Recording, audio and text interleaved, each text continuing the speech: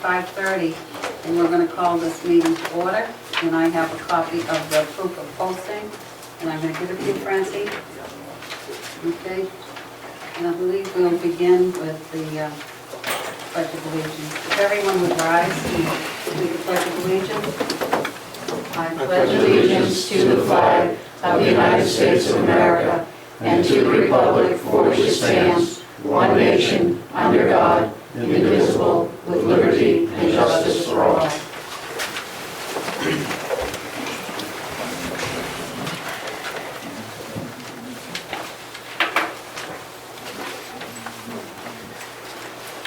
As you can see, the first item on the agenda this evening is a non-public. So I'm going to entertain a motion to go into non-public under RSA 91A:3, Section 2A. Make the motion. Second. Okay, we'll have a roll call. Clark, Aye. Butch, Here. and myself. Aye. Okay. Okay, I'd like to nominate you if you're willing to keep the chair. Second. any more nominations? Seeing none, all those in favor signify by saying aye. Aye. Okay. The next item is the minutes. And as Francine has stated, that we need a formal motion in public session that the non-public minutes of February 16th, March 16th, April 15th, and May 18th, they've already been approved, but they have not been approved in public session. So I need a motion to that effect. So moved. Okay, is there a second? I'll second it. Any discussion with regard to that motion?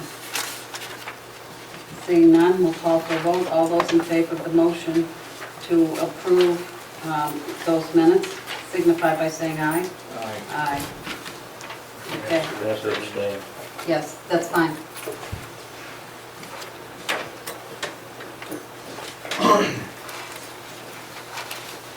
And I guess I would dispense right now with the minutes of the 15th. I would ask that they be set aside for the moment. Huh? The German one? Yes. The public. Yeah, and then I'll- Okay. The next item on the agenda is the public input. Is there anyone here who wishes to speak? Please come forward and identify yourself if you would. Mary Farwell, 24 Grand Drive. I got a phone call this morning from Code Red at 6:55 a.m. And when you get a phone call at 6:55 a.m., it's usually not good news. Fortunately, it was not personally bad. And it said that many of the houses were without electricity and many of the roads were closed. And there's no place on a website anywhere to figure out whether roads are closed. And I'd like to ask that the police commission work together with the town to figure out if there's a way that that can be posted. I did call the town offices, and Evelyn did not have any information about that. She suggested that I call the police department, the highway department, or the fire department, and I called the highway department, and it was a message. Called the police department, got a very nice young woman who said she didn't know, but she would check, and I was on hold for about 3 minutes.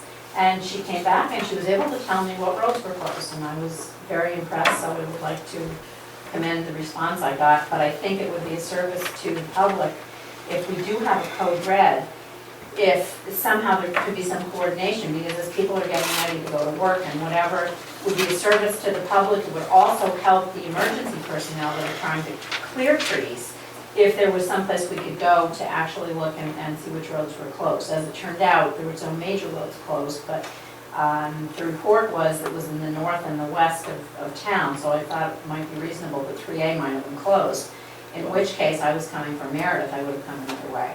So, Well, thank you. I think that's a good idea, and I think it's certainly something that we'll Just to work help on. with this is that a number of months ago, there was a meeting, most recently, meeting between myself, the fire chief, the director of emergency management, and the town administrator, and emergency management was directed to be the focus of that. That's why the call went out the way it did. So I'd suggest that we talk back with Carol about expanding further the Right. second half, if you will, of the notification. I was just going to suggest that because I'm sure there are other communities that have gone through that just as we have. I think that's a very good idea, and I thank you. Anyone else wishing to speak? David Pearl, 79 Main Street. As a citizen of Hooksett, I'm absolutely frustrated with the police department at this time. There's a lack of transparency here. The chief reads a letter back in August in a meeting. I filed 5 right to knows to get that letter, and I'm denied. No one will tell me how he can read a letter in public meeting, yet it's not discoverable through right to know. There's a lack of accountability here. I have submitted questions in writing per the instruction of this commission months ago, and I have not received any response. I filed a complaint in accordance with P52. I have not received an acknowledgement even that that complaint has been accepted. There's a lack of integrity in this department. I have sat here and listened to the chief be dishonest, pointed it out in a presentation, and yet the only thing we hear is what's next. Let's move on. I think the only alternative that we have at this point is for a full audit of this police department. As a taxpayer of Hooksett, I am more than willing to take that on from the tax burden of this town, and I think we'd be well served with our budget to spend that money. Thank you. I guess, Mr. Pearl, before you step away, with regard to what you were discussing, the commission did have some discussion with regard to it. And what I would say to you at this point, that the matter is under discussion, and hopefully, I can't tell you when, but you will get a response. Thank you. Thank you, I appreciate it. Yes, anyone else? Good evening, my name is Maura Willett, 3 Summerfair Street. I'd like to welcome the newest commissioner, we're glad to have you. I'd first like to talk with the commission about concerns I have with the Jadafina public grievance hearing. The date of the hearing has recently been postponed due to scheduling conflicts. The most recent conflict involved one of the alternative commissioners not being able to attend. The rescheduled date is now in conflict with Jay's schedule. Attorney Higgins has informed the union that the alternative commission is not inclined to change the date unless Jay reveals why he cannot attend, and they will then determine whether or not to agree to the date change in the date. First of all, I have serious concerns with the legality of an alternative commission. Have they been sworn in? Have backgrounds been done on them? A state police records check as well as a DMV records check, complete with verification of each, as required of any applying for the commission seat. Is the regular commission overseeing this? I'm concerned that you are intentionally being kept out of the loop on this. I also have serious concerns that have been confirmed by HPD employees that there are numerous improprieties going on behind the scenes. As well, I'm concerned that the outcome of this and other hearings is being manipulated by certain individuals, and therefore, I think this commission needs safeguards put in place to ensure a valid process is allotted to Jay and other HPD employees. Better yet, I'd like to ask this commission to reconsider their position on this and hear the case yourselves. You need to see and hear firsthand exactly what Jay has endured, and we have faith that this commission can objectively do that. And secondly, as I often do here, I'd like to talk about the current staffing levels in the HPD.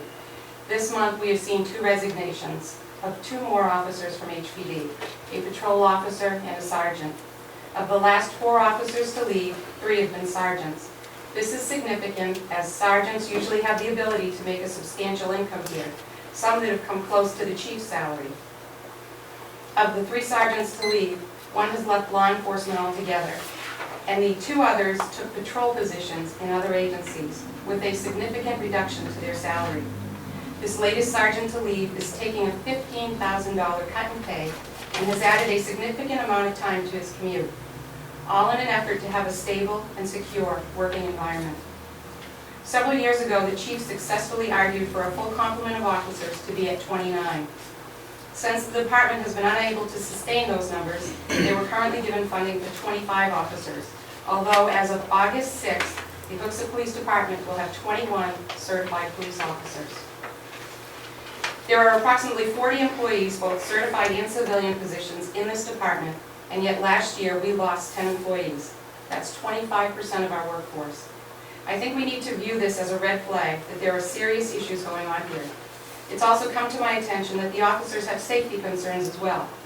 Over the July 4th weekend, we had a shift with a newly appointed sergeant who has 2.5 years' experience as a certified police officer and a patrol officer with 2 years' experience as a certified patrol officer, that were working together as the only 2 officers on for that shift. A high turnover has consequences, and it has now put the safety of the town, and more importantly, the safety of the officers at risk. Why is our Sally Port currently filled with tires, to the point where a stack of tires fell on an officer while he brought in a prisoner? The excess amount of tires is being stored here since the funding for the storage unit they were housed in was cut. Why is overtime being denied? Why are the officers seeing a diminished amount of court time? Could all this be done in an effort to boost the bottom line, so monies are available for what's certain to be another banner year for legal fees? Why does the commission have an attorney and the chief have an attorney as well?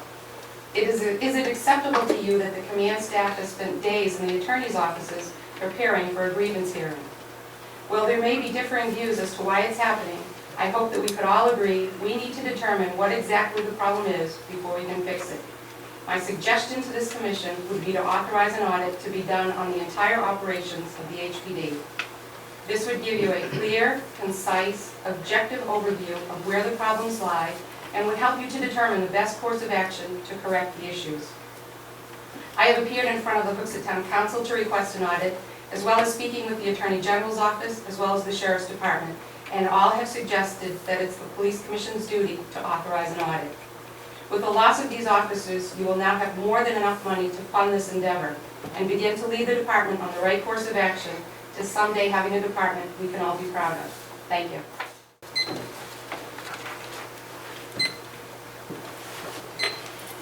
Anyone else wishing to speak? Yes. Hi, I'm Bill Gahara, 16 Misty Lane, Hooksett. I'm here as Town Council representative and chair. I'll be brief because I'm told that I'm not brief, so I wrote down a couple of key points. First off, I'd like to introduce the commission to our newest appointee, Councilor Jim Gordon. He is going to be our liaison to the commission, so we're very pleased to have him coming on board. With that, I think the 2 requests I have are simple, and I'd like you to consider them for discussion and maybe under new business at some point during a future meeting. The first one is I'd like to ask if the commission would consider having Jim, Councilor Gordon, sit with the commission with a nameplate so that he can be actively involved in the meetings. It's very similar to what we do with other appointments that the councilors have. Pretty much every board, every advisory board has a counselor that sits with the board or the commission, and I know that in this capacity it wouldn't be a voting position, but it would be a position that he could sit with and participate in conversations and offer the town's point of view on different directions and topics you might be discussing. The second request would be to consider a move up to the town council chambers. I think that it would allow you some additional space. We have pretty much all boards and commissions meeting there now. There's a big opportunity. I've checked with Carol, I've checked with our calendars up there. There would not be any conflicts. It would give you more space, maybe a little bit better opportunity for setup, and I think it may be more conducive to your needs. So that would be the second request I'd like you to take into consideration. And the last thing is just an invitation for a workshop on between the town council and the commission, and that would be, right now I've got an agenda spot set aside for the commission and the town council to meet for a workshop on August the 25th. So if you take that under consideration, we'd appreciate that as well. Okay, thank you. Thank you. Anyone else here wishing to speak?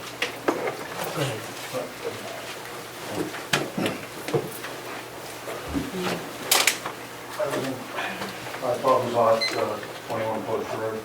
Actually, I wasn't going to speak, but I take my interest in regards to lawyer prep for command staff for a simple hearing. And you know my position on that in regards to the persecution of Jay DeFina in regards to post-it notes and writing his own job description. won't go further. One of the biggest concerns I have in regards to the alternate commission, though, that has been rattling my brain is the legal issues to the town and the liability to the exposure to the town. I wanted to know, I don't need to know, these more rhetorical questions maybe for the discussion, for lawyers. Are they indemnified against suit?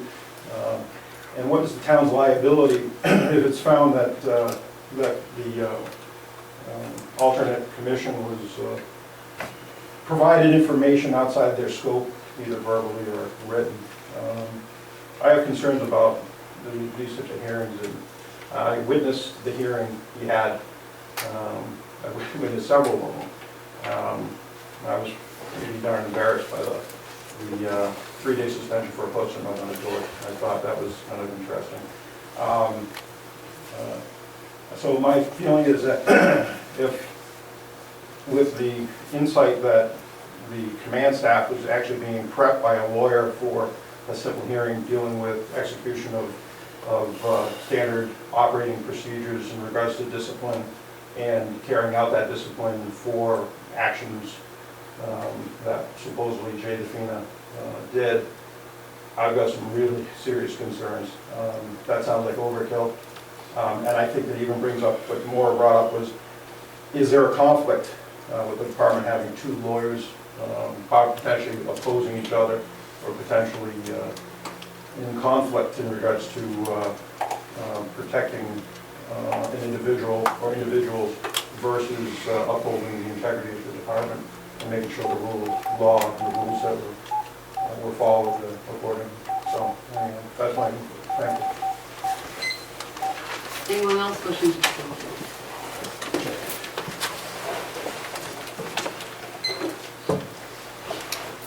Good evening, Mark Eaton, 42 Main Street. First, I want to welcome the new commissioner. I appreciate his service, and we all have high hopes that he will bring some renewed integrity and transparency and accountability to this commission. I want to go over something that was discussed and voted on in the last couple months, was in succession, and perhaps get your record straight on this. On the May 18th meeting, there was a motion presented with the commission by Mr. Roy to seek out retainer fees for legal. Okay, they just read the minutes. Commissioner Roy, this is the approved minutes by the commission that you approved last month.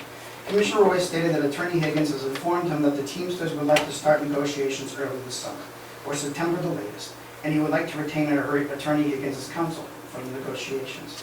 Chairman McHugh stated that she would be more inclined to wait until the new board sits, so they did not take away that vote from someone.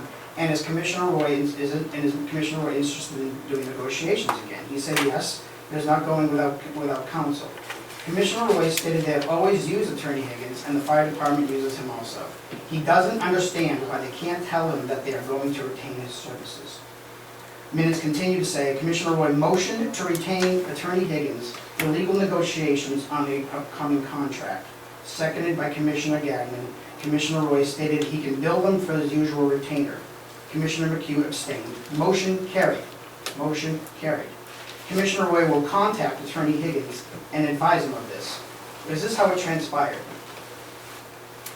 Because subsequently I want to mention an article in the paper describing this, written by Dan O'Brien.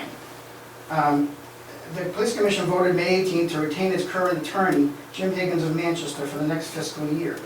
Commissioner Roy made the motion to pay him his usual retainer, whatever that percentage is, for union negotiations for the coming fiscal year. The vote was 2-0 with McHugh abstaining.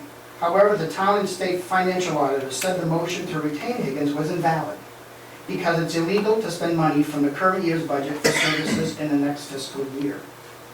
Hooksett Finance Director Christine Soucy said she looked into the issue after being prompted by a resident. A State Department, a DRA auditor and town auditor both said that it does not qualify as an expense for this year.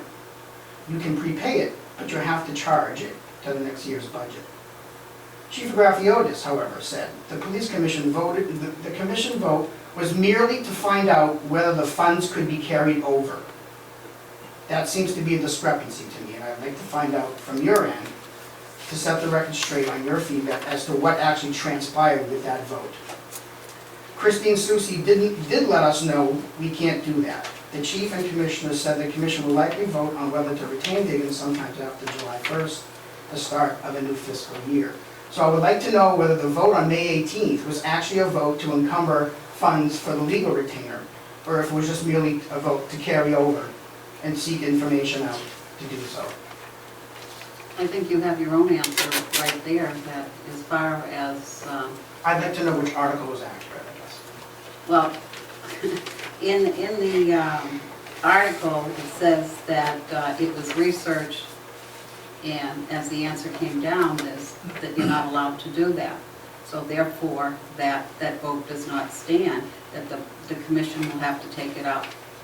So when Chief Graffiota said that the police commission vote was merely to find out whether the funds could be carried over, is that accurate? You're asking me a question that I don't know, and I don't know whether or not. Is that something you can look into perhaps? It may be a minuscule point, but the citizens were alerted in the Hooksett Banner that the vote was only to carry it over, when in fact it did occur prior to, for encumbrance But you prior to can't July. carry over something that's wrong to begin with, and I guess that's what I'm saying. You can't carry over, okay, so I think that's the For answer. the chief to say that it was disingenuous, and that was my point. The second point I want to make before my 5 minutes are up. I've asked this at the last meeting as well. Apparently, the July 15th payroll has been coming through, right? It's been paid. Right. So now we have funds that were being used from the January 4th pay equity adjustments that were approved on January 4th. So my feeling is that if, with the insight that the command staff was actually being prepped by a lawyer for a civil hearing dealing with execution of standard operating procedures in regards to discipline and carrying out that discipline for actions that supposedly Jay DeFina did, I've got some really serious concerns. That sounds like overkill. And I think that even brings up what Maura brought up was, is there a conflict with the department having two lawyers potentially opposing each other or potentially in conflict in regards to protecting an individual or individuals versus upholding the integrity of the department and making sure the rule of law and the rules that were followed accordingly. So that's my, thank you. Anyone else wishing to speak?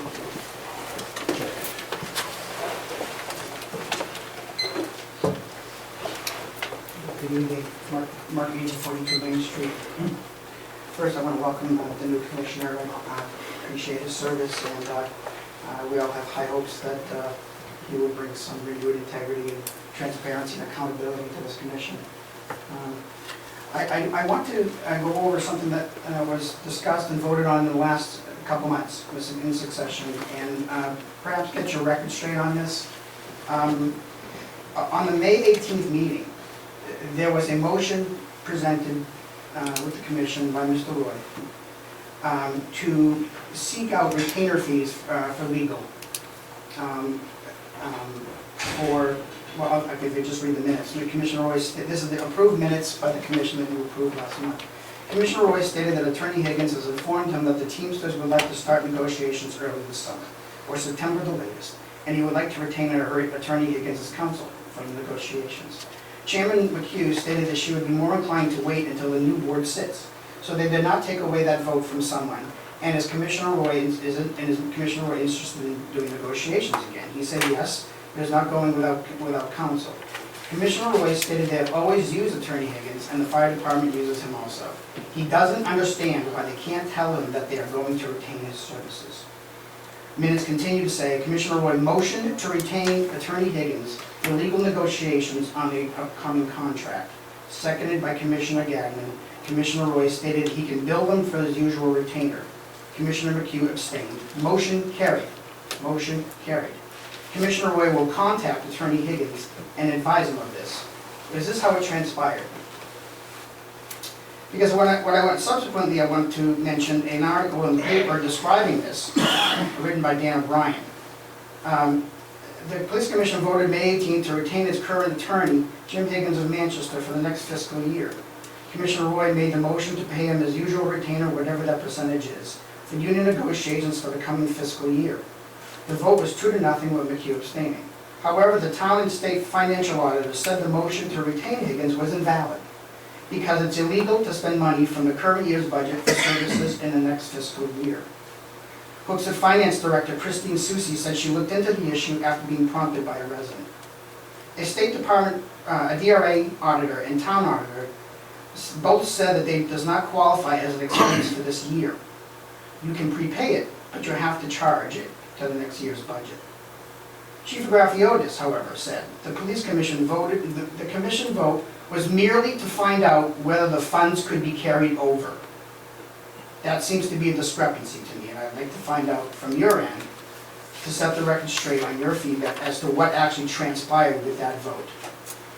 Christine Susi did let us know we can't do that. The chief and commissioner said the commission will likely vote on whether to retain Higgins sometimes after July 1st, the start of a new fiscal year.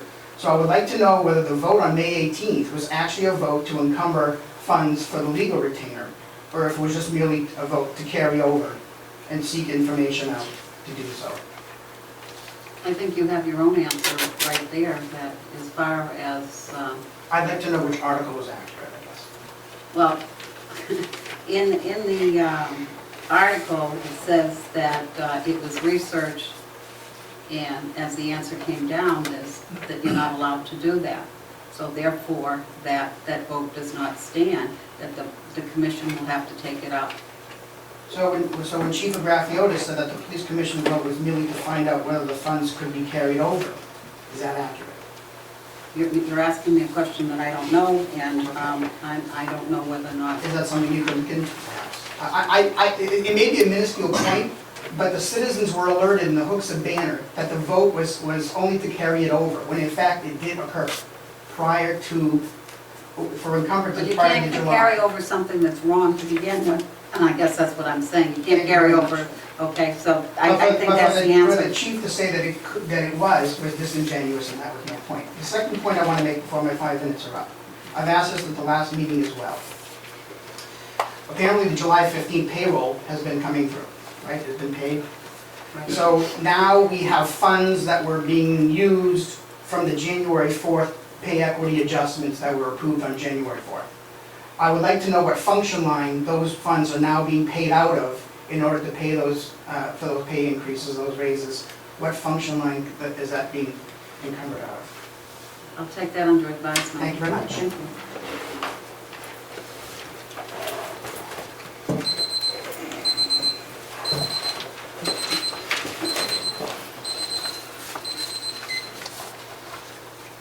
Before we get, excuse me, before we get started, just before we get started, so the handout that I gave the commission last month, Wait a minute.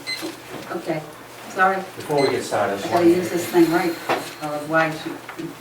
before we get started, the paperwork I handed the commission last month, I was wondering if I could give a copy to the new commissioner. Certainly. Thank you. Hi, I'm J.R. Willett, 3 Summerfair Street. I'd like to welcome the newest member and thank you for taking an interest in this department. Over the years, my wife and I and some concerned citizens have been coming to these police commission meetings to discuss some of the issues we've experienced or seen with this department. We take the time to bring forward to this commission the concerns of the citizens and many of the concerns of the officers. It's my opinion these concerns over the years have continued to fall on deaf ears.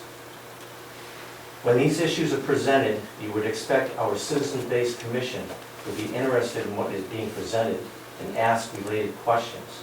This doesn't happen. This is why most of these issues come up month after month. We are all trying to get the answers to our questions.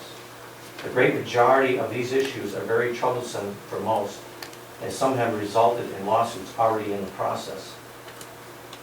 We need to move forward in a proactive fashion in order to try and eliminate our town from becoming the target of many more lawsuits in the near future. As a very concerned citizen, I would like to ask this commission to give some credence to what is being presented to you and to move towards creating solutions to the problems that are being presented. I hope with this new commission, change will occur and the concerns of all will no longer fall on deaf ears. I did not hear anything about my complaint I filed last month. Based on all the information presented by the chief at past hearings and what I received from this commission surrounding the canine, this needs to be investigated. It is my belief the statements made by the chief that was relayed by Chairperson McHugh to me in my letter had to be reasonably accurate.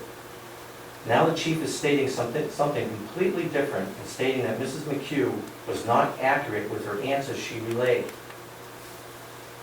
I find this hard to accept, especially knowing Mrs. McHugh as being quite accurate. The chief has always indicated the canine was moved to the day shift because of issues being brought up by the schools. This did not make any sense then, doesn't make any sense now. The chief then modified the reason stating the canine was moved because of drug issues that were brought up in Morrillet's letter to the editor. There hasn't been any drug issues brought up anywhere about the schools except unsupported ones from this department. Now for the first time last month we hear a burglary was the reason for this shift change. This again doesn't make any sense. It certainly has the appearance the canine officer was targeted. If this is the case, our town could be liable. You as commissioners should take the appropriate steps to make sure this is not happening. This officer and many others feel as if they were targeted. I have personally spoken to many of the officers that have left. I have had many concerns about the departure of these officers, especially the veterans. We have lost most of our veteran officers that patrol our streets. Many shifts are running short with less experienced officers. This is a safety concern for our town and the officers. There are some serious problems with this department when you have officers leaving for $5,000, in some cases $15,000 less pay, to go to another agency. Also keep in mind, besides receiving a large pay cut, they lose their seniority. Not moving forward on a complaint about untruthfulness against the highest ranking officer in this department could prove later to be negligence for our town's part. For liability and insurance reasons, this needs to be investigated. Thank you. I guess, Mr. Willett, I would say the same thing that I said to Mr. Pearl earlier, that your complaint is under review and discussion for the time being. Okay, thank you. Okay? Anyone else here wishing to speak? Please come forward. Seeing none, we'll continue on with the agenda. The next item is the monthly reports and the town budget.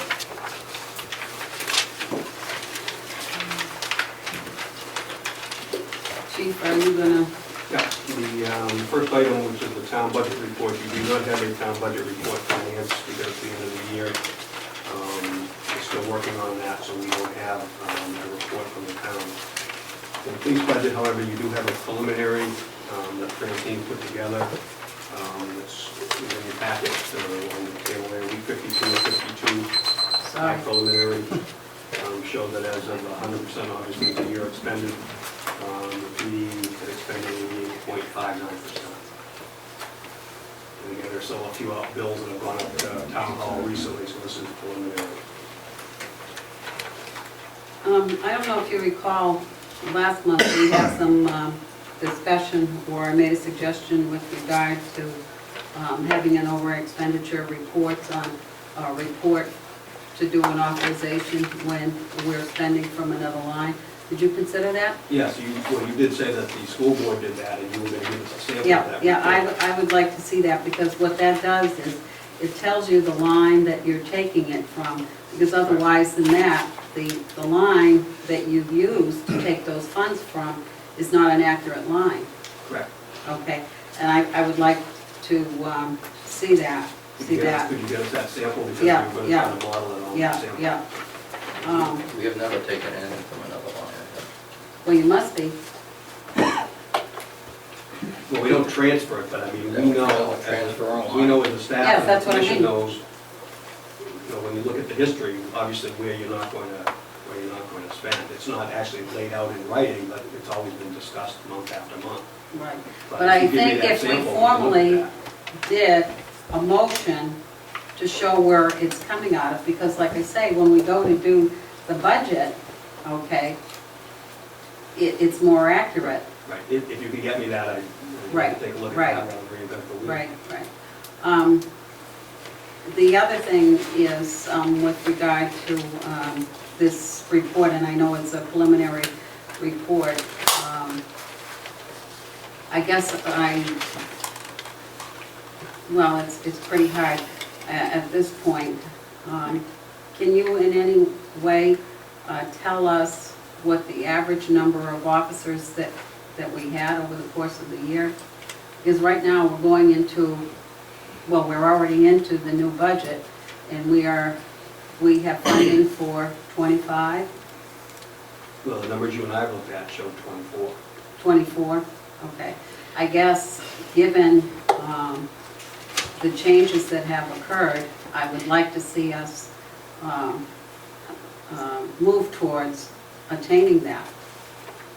Okay, and I hear repeatedly the statement with regard to the remaining amounts of money in both the salary line and in the overtime. And I know the overtime line is a hard one to judge. And I know you had said at one time that there is some kind of a formula that you use to base yourself on the overtime. But I guess, given some of the concerns that we have, I guess I would like to see if we can work at attaining that number. I have a question, maybe you can clarify this for me, Chief. Being new at this and what your preliminary report looks like, when I'm looking at the total wages, total regular wages, it shows that we're underspent, Right, correct? By $244,480. Is right. that correct? And then the second one, overtime wages, we're currently underspent out of the budget by $151,336. So we have over, what, $400,000 in wages that we're under budget on, is that how we're? That we have not spent, right. That we have not spent. Right, and that's what I was referring to. But yet we've gone into a new fiscal year, July 1, correct?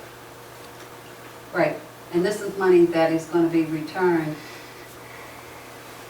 that for a certain sum. Do you have the total amount, or you're not going to have it for the Well, time just being? With the preliminary, at this point, the number at the bottom of the page, second to the last on the bottom right Yep, of what's under, that's what preliminarily will be returned to the town. okay. Now, again, there's some adjustments. Right, and that's what I meant. Bills and when, Right. That's going back, that's from last year's budget? last year's budget, the budget ended June 30th, yes. We're kicking back $450,000, almost $450,000. How come? Well, as you see, most of it was wage money that wasn't spent. We go through hiring processes. We do not find candidates that meet the state requirements for hiring, so we can't hire somebody if they don't meet the state law standard for hiring. What's the state law standard for hiring? The police academy has, through the administrative rules, standards for hiring as far as truthfulness, all that type of stuff. The whole hiring process that any officer in the state of New Hampshire has to go through legally to be considered to be a police officer in New Hampshire to become potentially certified. But when we bring, if you were to put a notice in the paper that you're hiring for police officers, they go through a process, right? Application process. And based on the application process, is there a testing, written test? Then there's an oral board. And then after that, there would be a background check. Physical agility, background check. Background check. So once they've met that criteria, the next criteria to meet would be whether they get hired or not and get shipped to Correct. The Concord, academy. the academy, right? So those are the standards, when you're talking about the standards, you're talking about the standards that the academy is setting, or are we setting as a police department? That the academy is setting, is in law as far as, we're not going to, the department is not going to bring a candidate to the commission and request that you consider hiring that person if they do not meet the legal standards to be hired. Background, that sort of thing. Correct. I guess the other thing that's important to note is with regard to the FICA, the health insurance, the dental, the life and disability, and the New Hampshire retirement, that we have an agreement with the town that if we're not using that, that we have to absolutely return that. Is that correct? Yes. Chief? It's in the package. It's on the- Right, there is a memorandum of understanding in the package. Is next year's budget reduced by this much? We don't know yet. Next year's budget, I believe, is reduced by what, 409? But we're still, 440? It's not all wages. No, it's not, no, but I guess that's the total Yeah, amount. clarify that. and how many officers, police officers, meaning uniformed police officers, right, patrolmen, how many do we have now I don't have a roster in front of me. I don't want to guess. that are hired? You don't know? Total sworn officers or just patrol officers? No, not total sworn. Sworn would be from you all the way down to the bottom. What I mean is patrol officers that are assigned as a patrolman, they're not sergeants, lieutenants, captains, I or... don't have that number off the top of my head. Can you get that for me? Sure. Anybody else having any other questions with regard to that? If you see on the agenda that there are other items that relate to the budget. First of all, there's bids, expenditure authority, and manifest. When I first came on to the police commission, I was surprised that there wasn't a monthly manifest as there is in other departments, and the chief explained to me that he was given authority by the commission, that he's the one that reviews the manifest. And I'm not going to sit here and say or cast aspersions about how things were done in the past, but I guess for the sake of transparency, I would suggest that somebody review the manifest after the chief, since the chief is the one that approves all the authorizations for expenditures, that someone review the manifest, and then when they're sent on to the finance officer, that she knows that they have been reviewed. And I guess when I had a conversation with her, she said that she didn't know anything about the expenditures because they weren't part of the town's department. Well, they are part of the town's department, but they didn't have any authority over it, so it wouldn't be something that they would do, so it would have to be done here. So I guess I'm looking for your comments with regard to how we would deal with an issue like that. Sure. Can you explain to me, again, because I'm new at this here, I've got that memo that you sent, a copy of this, minutes of the June 18th, 2002 meeting, regards to chief purchasing guidelines. It shows here that the chief is authorized to purchase anything up to $7,500, so from 0 to 7,500. And after that, the chief and the commission chairperson are authorized to purchase up to $10,000. And then anything above $10,000 needed the full commission's approval. Apparently that was passed as a rule here. Can you explain to me if you were to make a purchase under $7,500, you would take it out of a certain account. If it was equipment, you'd take it out of an equipment account and so forth, right? What happens with you sign a purchase order, you send that out? Right, we research what the item is. Some items we can go out to bid for, some are police specific or already bid. Tires, for example, are already, we buy state bid tires, so we research the best price, we do it with, paper and all that stuff. Right. And then the purchase order is signed. Goes out to the vendor, vendor ships it to us, and then you sign off on the invoice? Paperwork comes in, Francine double checks to make sure everything matches, that everything we ordered, we received. Pricing, everything is correct, what it's supposed to be. She codes it for the correct code, as you see on your like you said, the right account. That goes to me, I sign that off, and that goes up to the town, and they take that item along with the backup we send for each bill, they take that out of the appropriate line. Okay, so the manifest would be the same as signing off on the Well, the invoice, that's manifest- authorizing payment to the finance department. It's just usually a list of all the expenditure that happen over the course of the month. And like I say, on the school side, we reviewed what the expenditures were. Not to say that necessarily that we were going to reject them, but sometimes there were questions with regard to it or whatever. And I have found in the past a payment of insurance that was paid, had already previously been paid. And I believe once I found that Manchester had charged us for some high school thing that they shouldn't have charged us for. And it's just a double check of, you know, and it's just signing off as a commission, you know, and the fact that the chief does sign each individual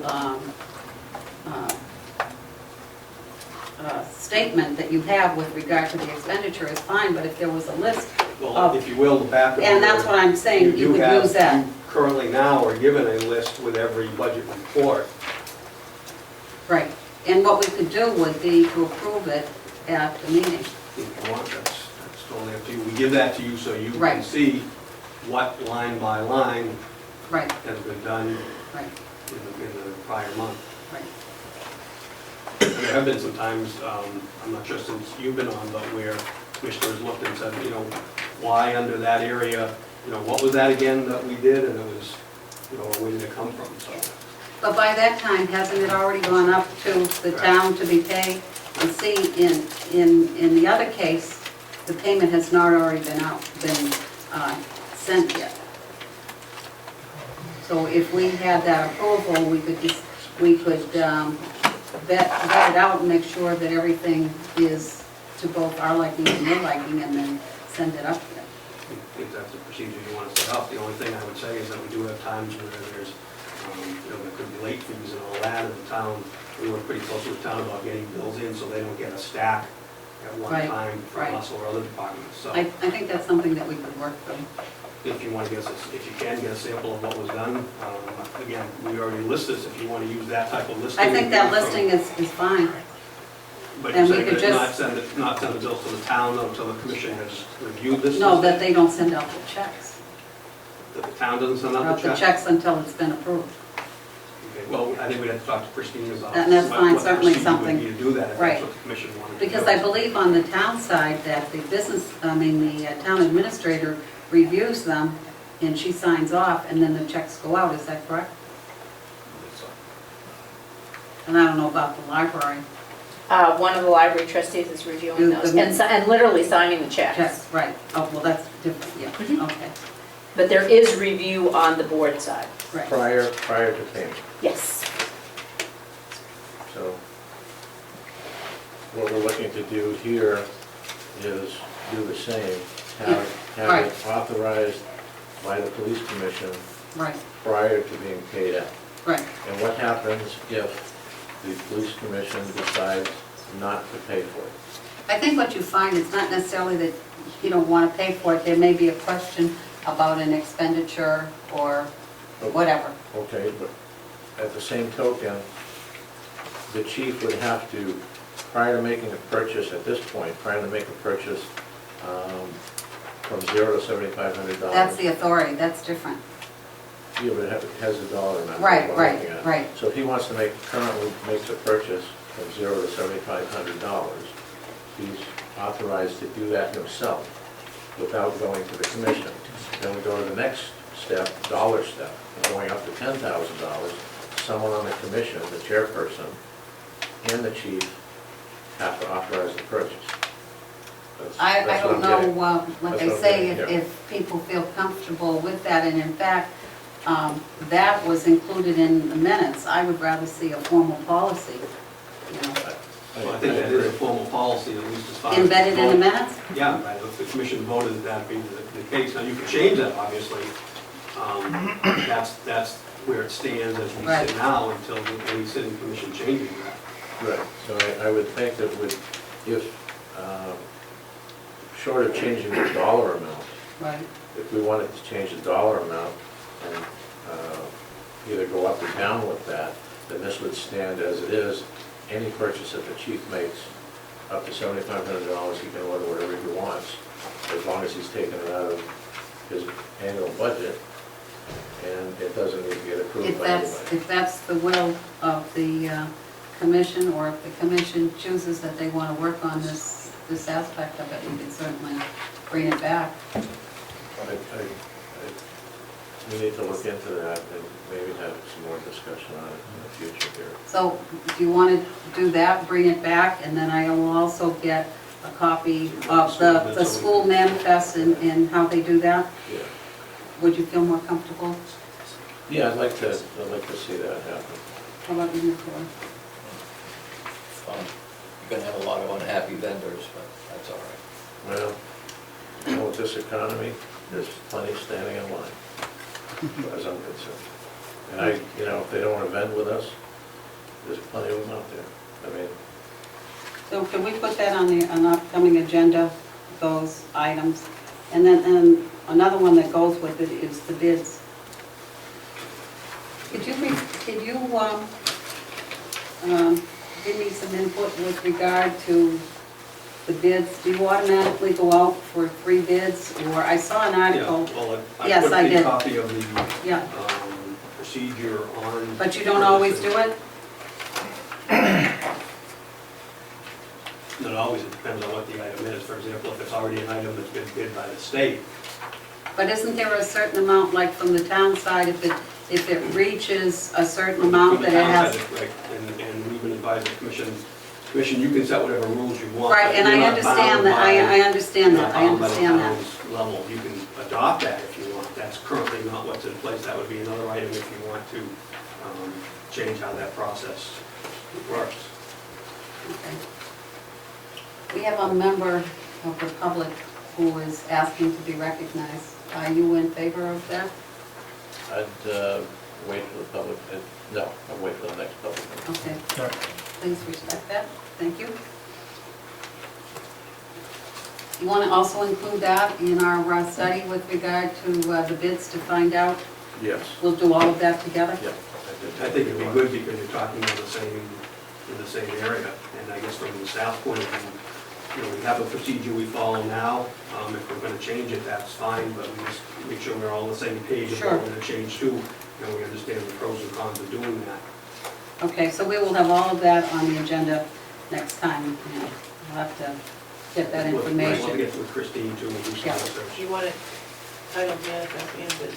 Manifest bids and expenditure authority, all 3 of them. And there, you can put the heading of police budget. Okay. We're next up to old business, the crime line update. Scheduled meeting, fundraising, and purchase of sign. Who's going to speak to that this evening? I was gonna start, if you will, on the, Okay. you actually have one other thing that was in the packet, which goes along with the same idea, and it was in watch signs. Remember Yes. We talked about that at the Yes, last meeting, right. and the commission wanted information. So in your packet, you had the memo from Cap Cecilio about the research he did and the amount that would be needed at this point to go with the number of bills that, number of groups that Bill Shackford is working with. I guess at this point, if you have already reviewed that, we think that would be a start on the neighborhood watch sign that we talked about the last meeting. Now, is that to come out of the budget, out of the community service line? Is that where that would come out of? That's where we take it out, yeah. So if there's no objections, I know we wanted to, it's not a lot of money, but I know you had wanted the research of the amount and all that Right. before you have. So now that you have that, if you have any questions, myself or the captain can answer, or Bill, if you have any questions about neighborhood watch. Otherwise, I think he laid it out pretty much here. This is how many signs we'd like to have to go in the areas of town that have So already been it's- explained It's sufficient for the number of groups that we at have? this point, right? Okay. Is that the $394? Yeah. How many groups do we have in neighborhood watch? Bill? We have 2 today now, Bill? 3? 3? Three groups. They all on the same part of town, or they split? Tanker Hill, Sandal Hill, and Presidential Park, And we're starting in Webster Webster Woods. Woods. But that hasn't been formalized yet. Didn't we set aside a certain amount of money to be spent on this, so we don't need a motion on this 390? No, you do need a motion for this, don't you? Well, technically, no, because it's under $7,500. Right. We didn't go ahead and buy the signs a month or so ago because we wanted to research them, and we were looking at how many groups and where, so the commission wanted that information brought back. I think in this issue, it wasn't the cost of the signs as much as you wanted the information of what we were going to do and how we were going to do it. Okay, So unless the commission has any further questions or concerns about this, my plan would be to go ahead and spend this money, purchase the neighborhood watch signs, and look to get them installed as we explained in the past we would. how readily available are they, Bill? But How readily available are they? Supposing you start... The you s- signs? Yeah, you just said that you're gonna start with a new group, and would you be able to obtain those signs fairly easily? Yeah, that, part of the packet you had was the I signs did, and yeah. all that, so, again, unless you told me otherwise, tomorrow, the captain would be told to go ahead and place the order as Okay. it's laid out here, so, so I plan to do that unless you tell me no. Why only 5 to 10 signs? How many signs are you getting? 10, And there's 3 neighborhoods? 3 neighborhoods at this time. So, 3. Different other areas of town, so people coming into town will see the signs. It's not that many for the size of it. It's a new program that started 6 months ago. Yeah. I'm not finding fault, I'm saying I think seeing what's nice. And that's why I asked them how More groups readily available those signs were, because if it's difficult to obtain those signs, we probably should get some signs for the neighborhood that's about ready to convene and start their meetings. But they are easy to obtain? Yes, and we put me and Bill sat down, we put a couple extra signs for if they were stolen, damaged. Okay, The only holdup will be once they're approved and ordered, they have to go through the sign committee for the town, right, and then they have to get put in by the highway department. There'll be two Yes. things outside of our control. Yeah, Right, start right. out with 10. That was the thought. okay. I'm catching up, yeah, catching up. Okay, is everyone So I'm gonna do that unless satisfied you with tell me that? otherwise. Okay, thank you. Oh, and the other side of this equation was crime line. Yes. We did check about their meetings. Actually, what are their meetings, once a month? Once a month. Yes, once a month. But I think before you go to the meeting, the other thing was the commission still had never decided about the fundraising and whether you were going to go forward with this, so I don't think we can have a meeting with them till, you can't go to the meeting and say, we haven't decided what we're going to do yet, so the commission was still in kind of in transition now with the new commissioner of carrying that discussion forward. Whether you want, it's up to you, but whether you want maybe the new commissioner to talk to the staff that's been doing that and get brought up to speed, and then we can talk about it more, or whether you want to continue, it's totally up to you how you want to move forward with that. Well, we did have a preliminary discussion about how you could have an outside company do soliciting donations, and I think it was the consensus of the commission that a lot of times, a lot of those companies, there's so little given back to the community dollar-wise that it's counterproductive, and I guess then we were kind of brainstorming as to what we might do to raise funds. And I would think that, it's going to take some effort both on our part and on the part of the community.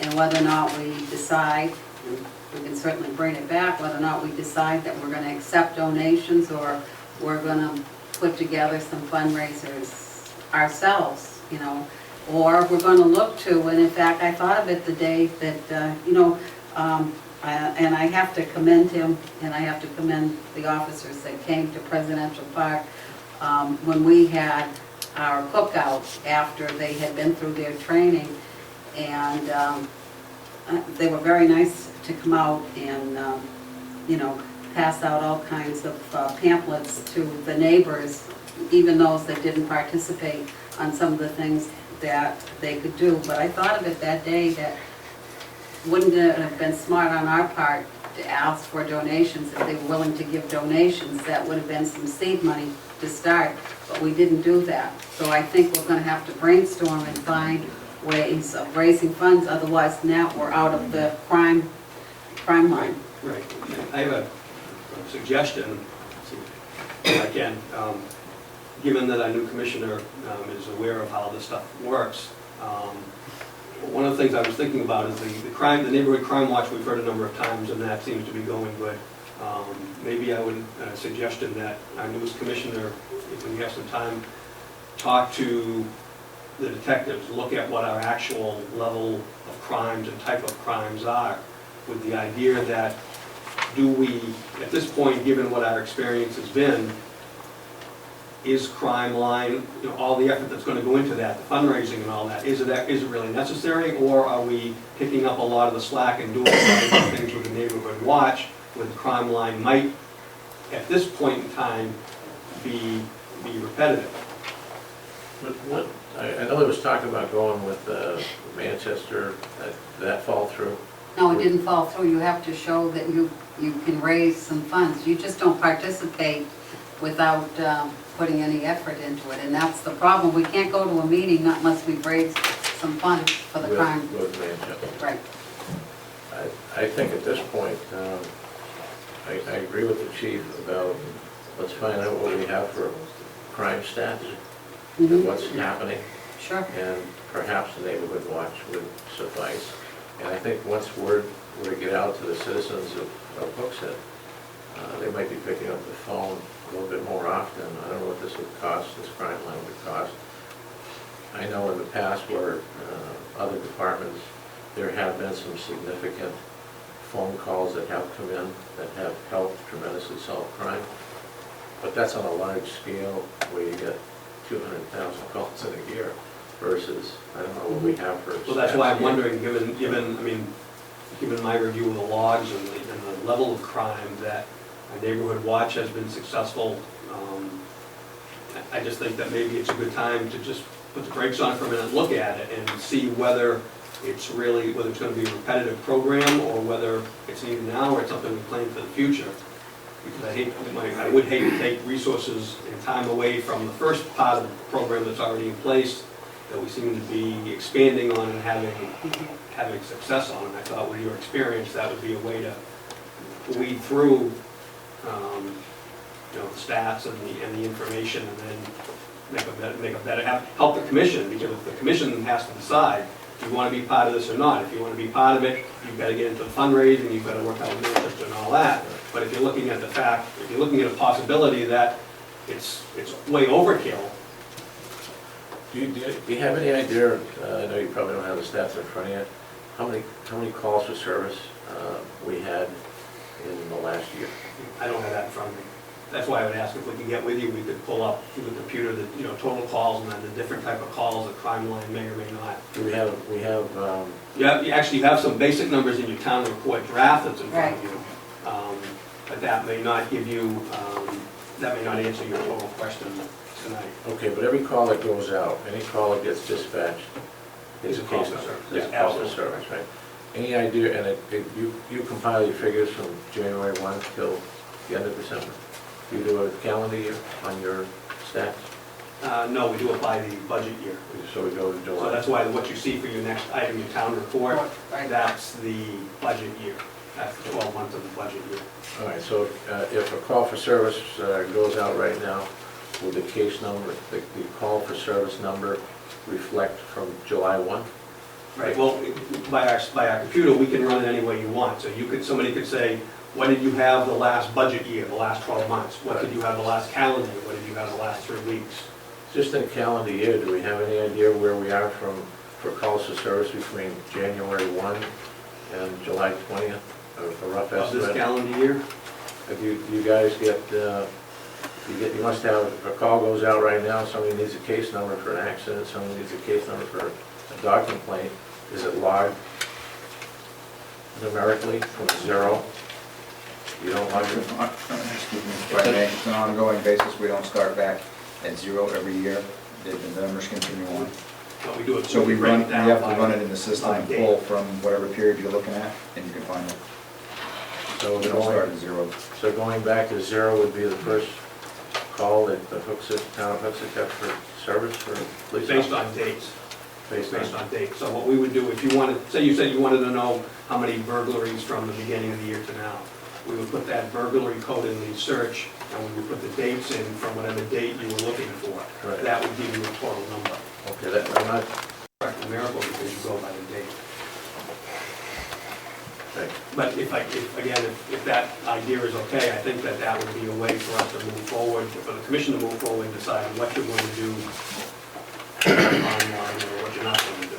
The other thing that occurs to me, you know, the meeting that we had last year, when we had it at the library, and many people came forward and said that they were interested in seeing that something was done.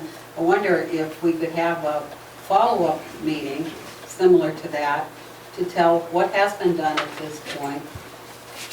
That might be something I think is a good idea. I think I would wait till fall, because I think we kind of Right, that's slowed true, down for the that's summer, true, but but, in fall, when Bill gets starting back up with the groups he has and any new groups, then maybe going into early winter or something like that, because we could show what's been done so far, what we've done, what the groups have done that have, because the different groups have organized, have done different things depending on their neighborhood, and see if we can get other people to show up, and then they could say, okay, this is what the PD park does, this is what the different groups have done, what could we now do in our neighborhood?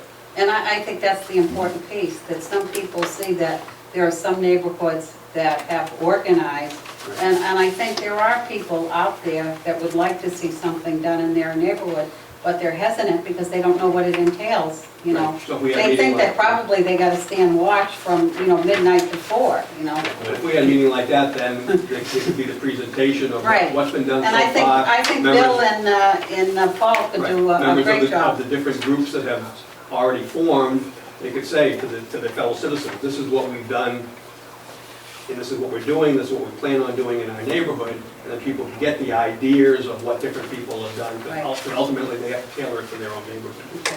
And keeping in mind that we don't want the neighborhood watches to take the function of the police departments. And if we work on getting our complement up to where it should be, then we don't have to worry about people taking their turn doing a neighborhood watch from midnight to 6 a.m. Right, that's true. So we need to, I mean, Right. but. But I think there was that public input is always- misconception about Yeah. it, that that's what probably I would be doing. Yes. And what it is, and I think Bill says it so well, that people need to know and what to look out for. Right. You know, we're kind of complacent about when we see things that, you know, we don't mention it. I think that's a great idea. Are you willing to do that? I'd be willing to get with the detectives or whomever and get some stats to see where we're at and Okay, thank you. go from there. Okay, moving right along. Next item on your agenda is your annual town report. The town report is due to the town by July 30th. We did what, the department did what we usually do, is we put together, we use the normal template, update it with numbers, and send it forward to the commission. This is ultimately your report to the citizens, not my report or the department's report, if you will. But we use the same template every year as a starting point, send you a draft. And ultimately, the commission every year decides what's going to go forward. So we've given you the draft, we've given you the numbers that have been done in the past, how it's been done. But it's your pleasure how you want to move forward with it. Mhm. I got to find it first. Okay. Well, from my standpoint, I would like to see, I think everyone that's ever been on the school board has had the opportunity to write the school board report. I can remember one year that I did it, I think I went on for way too long, and someone commented the following year, but I think it's an opportunity for the department to say some of the things that have been done over the course of the year, and case in point is the neighborhood watch and some of those kinds of things that we have done, or some of the things that we're working on. But I think those kinds of things need perhaps to be included in the report. I don't know, Butch, do you have any ideas with regard to what we would like to see in the report besides stats? That's fine, but what's our time deadline? The 30th. If I can, Mr. Roy called about, there was a typo on the dates, Right. which I did note on mine, but that was the other reason when we talked, that it was sent out to the commissioners instead of being in the packet this month. It was sent out beginning of July 7th to the commissioners, so you would have some time to not only look at it, but to, and I think I put in my letter, to come up with any other thoughts that you might want to either add or subtract out of this draft or whatever. So you still have a little bit of time, but you'd have to get with us and Francine could put it into some, whatever format you'd like. I do as soon as I can find it. Well, like I say, I put it on the agenda to get some That should be the input, cover of the packet. to get some input. It came separate. Came separate in an Yeah, envelope. She kept it in a separate envelope. It came in a manila Says envelope. police commission. Do you want me to set that aside and come back to it again later? We can. Okay. I just figured if we're on a topic, I could just address it real quick. Go ahead. Okay, the next item is the commission's rules and regulations update. You remember that was a document that, the chair, you were to look at some of the language, and we had submitted back in April,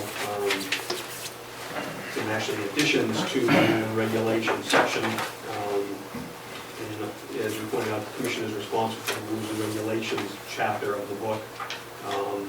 We've been bringing it up again. I know that you're working on it, but if you remember that, the original changes came from legal training I had gone to, and then recently Captain Lieutenant went to legal training, and different training talked about the concerns again that employers should have that information in the rules and regulations. So it's kind of to remind you, tweak your memory about this issue and why, and to, with the new composition of the board, look at it, to make any changes or move forward or leave it alone or whatever you want to do with it. Well, I think the first thing that we did do, and I appreciate, and I want to thank Francine for putting together those books, because I think it's important that every one of the commissioners have one of those books, and I appreciate you doing that. That was a good start. With regard to the rules and regulations, how do folks want to proceed with regard to that? Just sign off? I just leave it the same as is. You're talking about change 239? Is that the one in this page? No, that's a separate issue. The 239. We're talking about, I don't think Clark actually, you're talking about, this is the. Yes, that's what we right. sent Commissioner at the last meeting, actually Right. back in April. Right. Which is And chapter I one, had, which is your I rules had and some regulations. language, Correct. I had some language changes, Right. The okay? main thing we did is add what we learned through legal should be Right. issues related to electronic devices, cell phones, Blackberries, desktop computers, all that kind of stuff. And we're going to look at some other language things while I've had it, Right, which I know you're working on. right, I just want to let you know that in the meantime, separate staff have gone to a separate training, and again, the lawyers are reiterating that these issues that were not in the current rules right. and regulations are something that an organization should have, but since legally you're responsible for the rules and regulations chapter, the potential of adding it or even modifying anything else is up to the commission.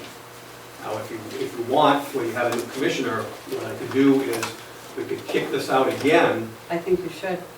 and With those suggestions, right, basically kick out to you what we did in April, but, so our new commissioner will have it as, at the first time, you'll all be on the same page, and then you can have a Right. further discussion about it. Or right now, you're in a little bit of a bind right now, that you've got two commissioners that know what we've talked about, and one commissioner that Right. hasn't had the chance to see Well, this. we really didn't do anything that evening Correct, because I had some problems with some of the language that was correct. in there. So if you bring it all back Well, that's what I'm asking, together. if that's okay with all of you, Yeah, we will print this out again the way we did back in April with the lettering that would change, right. so you can see what exists now, which is in the books you have now, what we were throwing in for proposed changes or suggestions to you based on the training we've had, and then all being on the same page, you can go from there.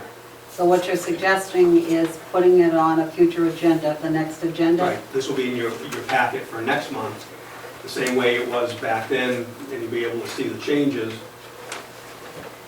And then you'll be able to start a discussion, you know, from Are there. people comfortable with that? Because like I said, what happened was, this was presented back to the board in May, and I had some problem with, I don't know, you have to be conspicuous when you're using a cell phone or something like that. And I didn't particularly like the language, but if you're gonna bring it back and incorporating in it some of those suggestions. Right, we haven't changed the initial Right. ideas, if you will. Right, So we can bring it back and start you from square one of you guys who have to sign and off everybody will be this. on the same You'll page. be on the same page, if that's okay with you. And that addresses the section A, the rules and regs. This is chapter one of the Chapter- rules and regulations. Chapter 1 Yeah. versus going into chapter 2. Correct. Okay. And you maintain that the police commission has only the authority for chapter 1, which would be the rules and regulations versus these SOPs, which The is SOP, chapter 2. the SOPs you can weigh in on, but you have to do it one by one on the vote. What do you mean one by one? If you look at, I think I put RSA 105-2A in your thing, talked about chief runs the department other than items that are voted in. So right now, where it stands is, chapter 1 goes, as our book goes, with the commission law, which is under the duties number 1, promulgate and enforce all rules of the government and police force. That's chapter 1 of the book. Right. Chapter 2 of the book is our SOPs. Right. That we write, you can weigh in on, but you would have to vote specifically on those. We would have to vote, if you want to make a change to the SOP, To chapter 2, in chapter 2. right, you don't, you only never have say in bring- it, you won't, no, you only have say in it if you interject yourself into that. He normally would not bring in the other chapters, would he? Right, you would get copies of Is that them. right? But you Correct. would normally not bring them up in for discussion. What he's saying is, if we wanted to make changes, we'd have to be very specific and put them in and vote them in, Right. but we could. Right, for a specific standard operating procedure. Right. Okay. Chapter 1 is specifically the authority of the commission Right, to do. so we can make those rules. Chapter 1, by law, yes.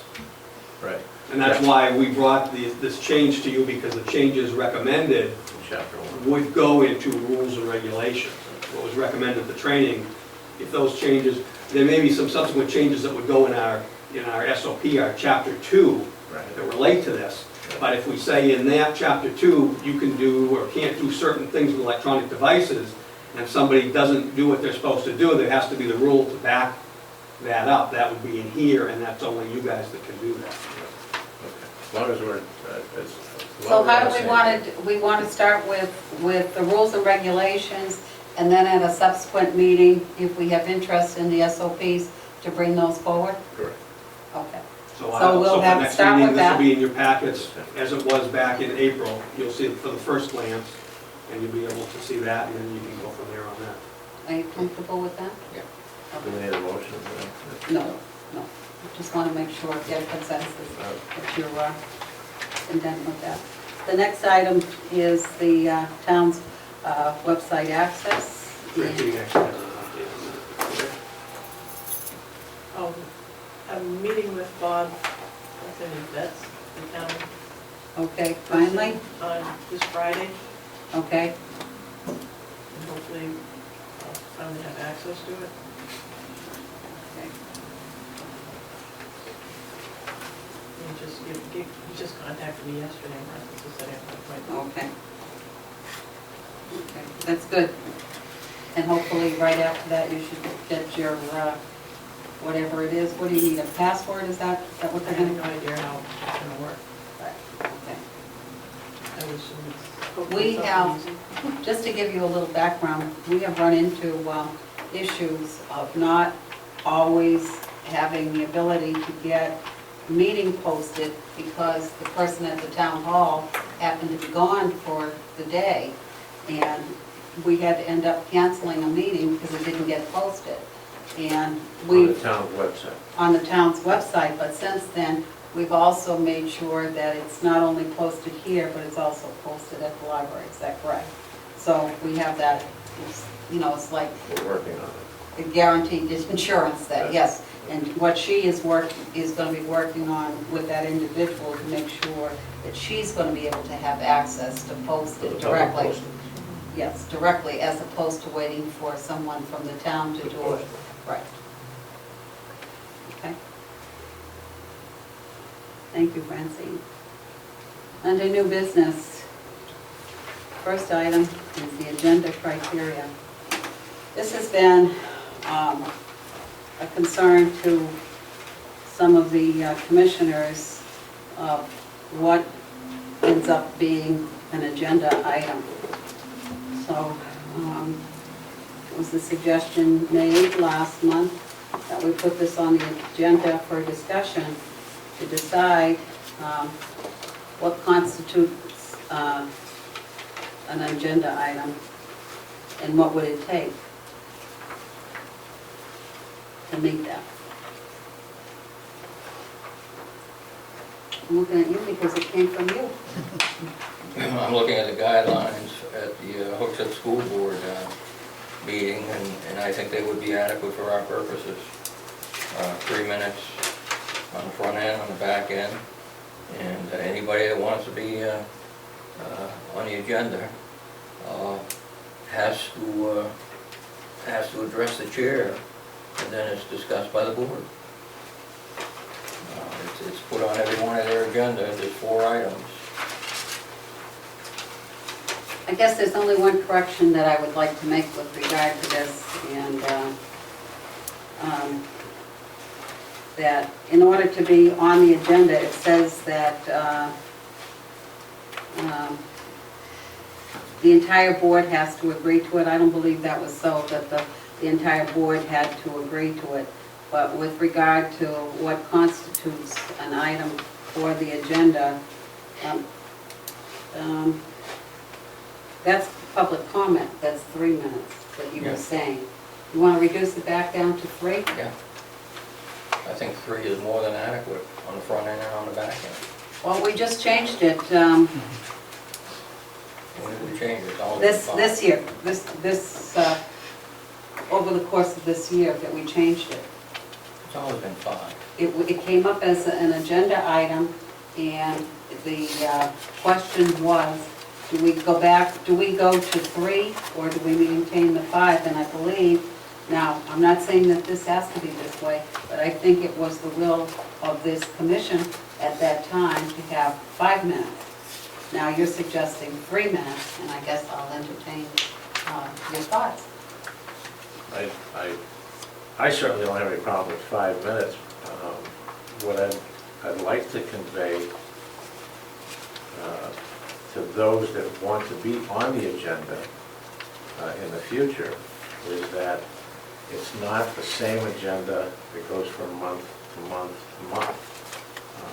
I particularly wouldn't want to be entertaining the same comments from somebody that has suggestions and wants to be put on the agenda over and over and over again, because I think at some point it bogs us down to do the work that we have to do. Understanding that, I'm not talking about if people have complaints or issues that they want to address directly, that would be separate, but to be put on the agenda for a topic or a presentation, I think we should follow those, have a criteria and follow those rules. I don't have a problem with 5 minutes. 5 minutes is a small amount of time. And if, 20 That's people. for public comment, though. We're Not also talking for an agenda, okay. So public comment, you want to maintain the 5? Yeah, I think 5 minutes would be fine to Okay. maintain for public comment. And for an agenda item, you want 5 or do you want to expand it? You know, at this point, I don't know, to be honest with you, because it would depend on what is being put on the agenda and how important, one, that is to the commission, and two, how important that is to the person that wants to be put on the agenda. We want to know what the subject matter is. We definitely should have an idea prior to the meeting as to what, I agree with the commissioner, as to what the subject matter is. Because if it's being put on the agenda and it belongs in a different area, Okay. I think we'd be in a little bit of hot water. I don't think that would be right.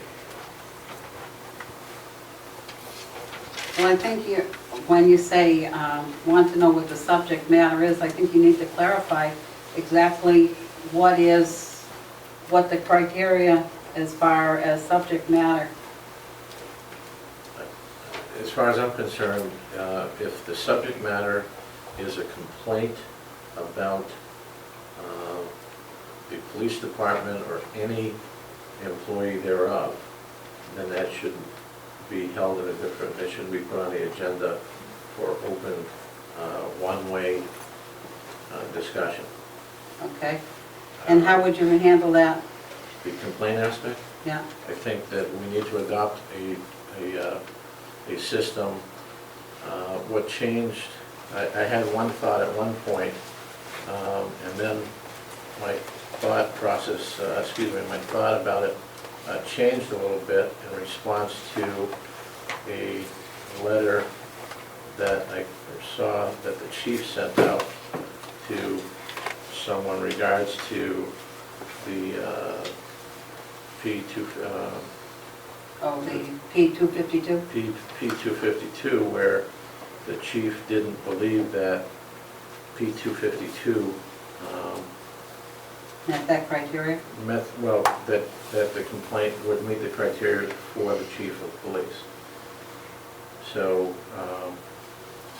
So I guess the question then becomes, what is the venue then that if they have something like that, it's just a formalized letter and that's it? we would need to get, it can be anonymous, there's rules, and I don't have the books with me, but in the rules and regulations, you have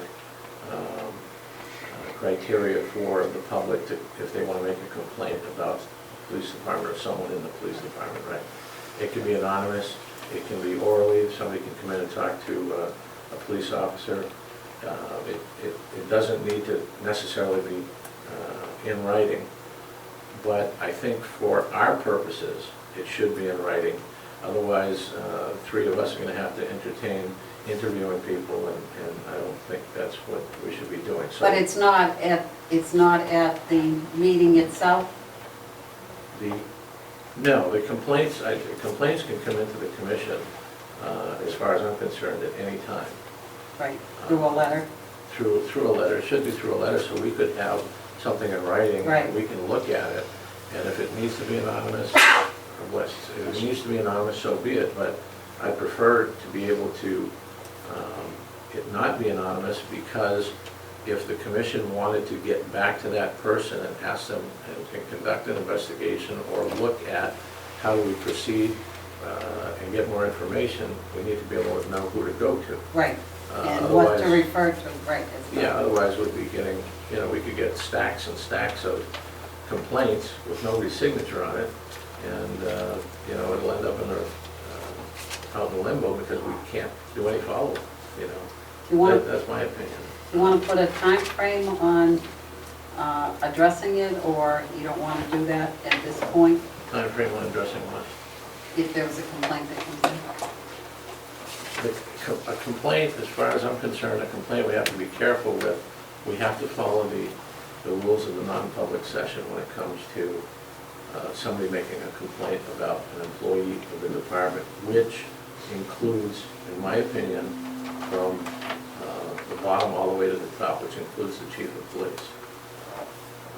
He's not exempt from being an employee of the department. So I think we need to follow some guidelines that are in line with With what the they reg- currently have, with Okay. the with the exception of the way the current structure, if I understand it, and I'm sure it is if somebody makes a complaint about an employee of the police department, it goes up through the chain of command. The problem that we would have is if the chain of command stops with the police commission, and it happens to be about the chief of police, then it can't come up through the ranks that way. It has to come directly to the police commission. And there's a directive which we need to address at some point here in the near future about the chain of command that was put into effect by the police commission. I got a letter dated June 23rd of '05, reference to chain of command. And this letter goes out and says that pretty much that the police commission is untouchable by anybody and they have to go up through the chain of command. I think we need to rescind this and change that in regards to two things. One, if an employee wants to talk to the police commission, I believe that they should be able to do that. And two, if we have issues that need to come to us, it doesn't necessarily need to go through the chain of command and get approved by somebody that is down farther on the chain.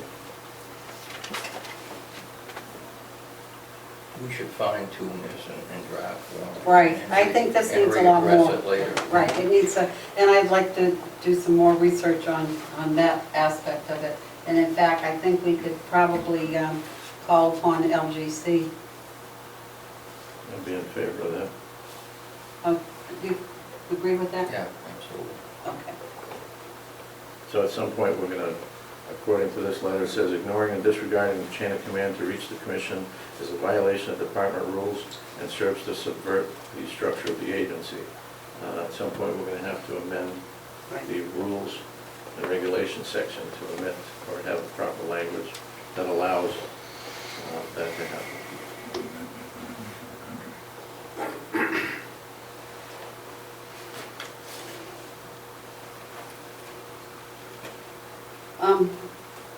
I guess at this point, with regard to the public input, just so that this is definitive, are we adhering to the 5 or to the 3? And I'll entertain a motion to that effect.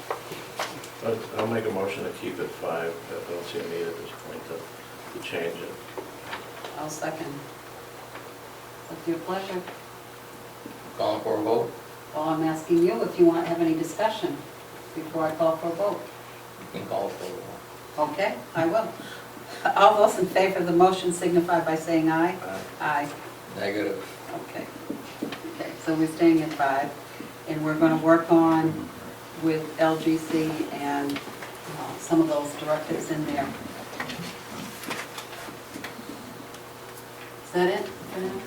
Or you have anything? Well, it's just about the public agenda, but the criteria is going to go, it's going to come to us for subject matter before it's put on the agenda, correct? Right, And it gets approved by the commission before it gets put on the right. agenda. We're going to have to seek out LGC to see. Is it possible that, I have to ask someone from the town side, that we can contact LGC and have some kind of a workshop or something? Okay. Actually, on that issue, I did talk to LGC as far Okay. as the workshop issue. Talked to a staff attorney yesterday. They said, as you and I had discussed recently, that a workshop is certainly something you do, you post it. You post it as a workshop. The word retreat is not a good word to use. So you post a workshop, you post an agenda of what you're going to discuss at your workshop. You make it clear that there won't be public input, that it's your workshop, and you post a You meeting. have public input? I didn't think you had No, public. you don't. I was going to say, because No, we you never don't. do. No, No public input. no. So as we had talked, is if the commission wanted to get together a meeting to specifically discuss that issue or something else, you would post an additional meeting. It would be posted as a workshop for commission agenda criteria or whatever. You would do a normal posting, it'd be a normal agenda, it would be a workshop for whatever the public, whatever the subject matter is. And then you have that meeting.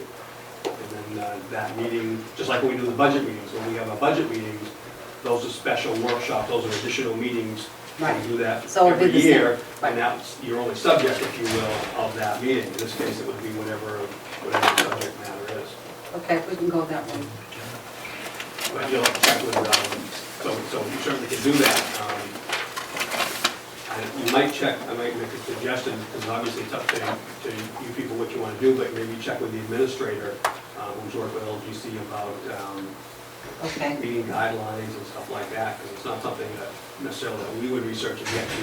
LGC gives you the legal answers, but they may not give you the research, but they may be able to head you in a specific direction. But with her knowledge, probably get you headed in the right direction for what you're trying to do. okay, sure, I'll find out. Thank you. Joanne, just for clarification on the agenda, if I receive a call, do you still want me to contact you or the whole commission? That process still is going to remain the same? For the time being, until we get this straightened out. Okay, we'll have to get one to sign it. Well, I have the original, that's, Yeah. That's fine. yeah, that's why I sent you the draft, that's the original, you can sign. Talking about change number 239? No, we're on Commission Authorities signature page. Okay, the rules and regulations for government of the Okay. police I guess department, this is the town of Hooksett. It starts out my package. Yeah, yeah. It's the signature page.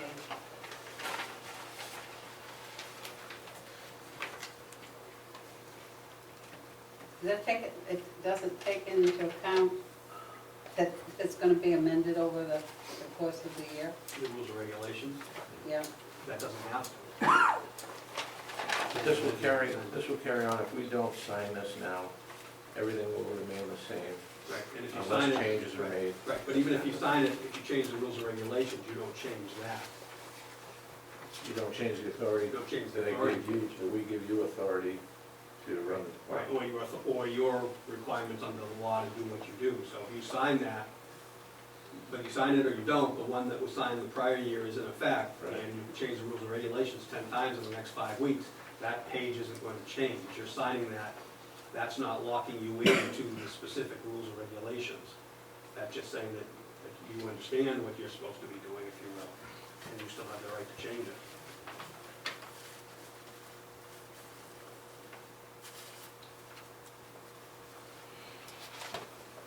I guess I wonder why it's like the cart before the horse.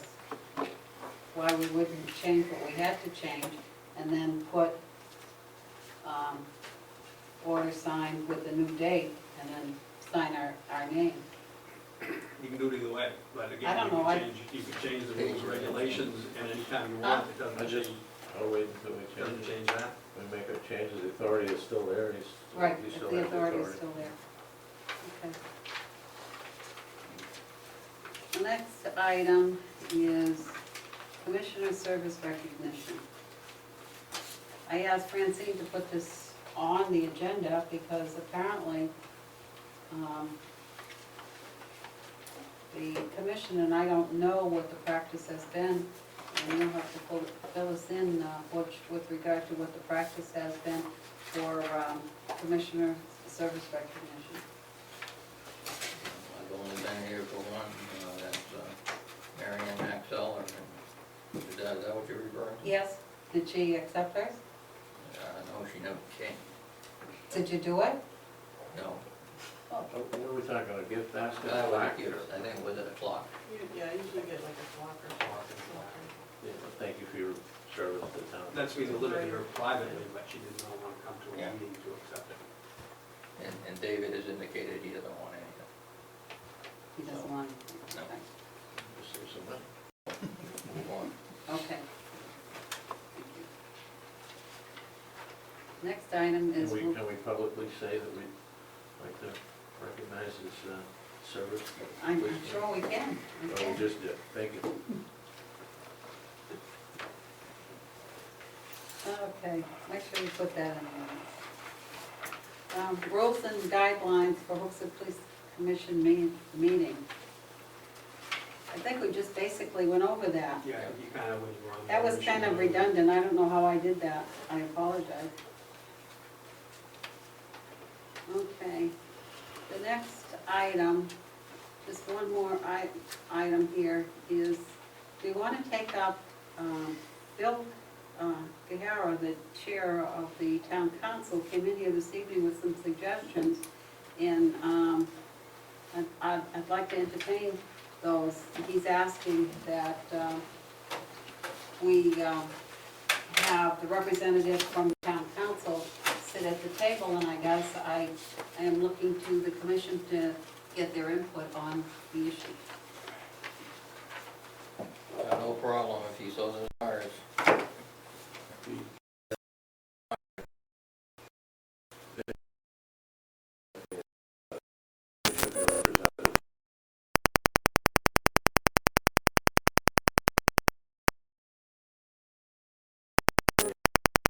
Should be able to sit at the commission table.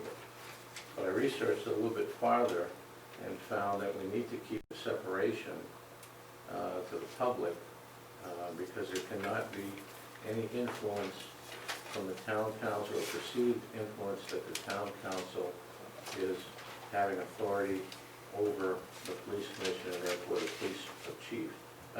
chief of police. And that's the main reason for having that separation. I believe, I think it's in the state law, but what the concern was is that the chief of police has to be completely separate and have no influence from the town council.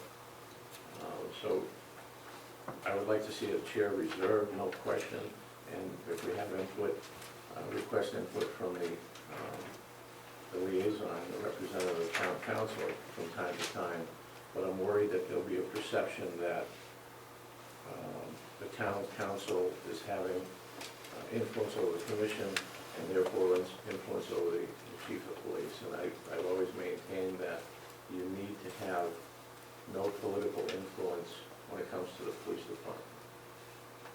And therefore I would suggest that we not allow them to sit at the commission table because it would be part of the commission in my opinion. I agree, and then, so then that carries over moving to the town council chambers as far as I'm concerned.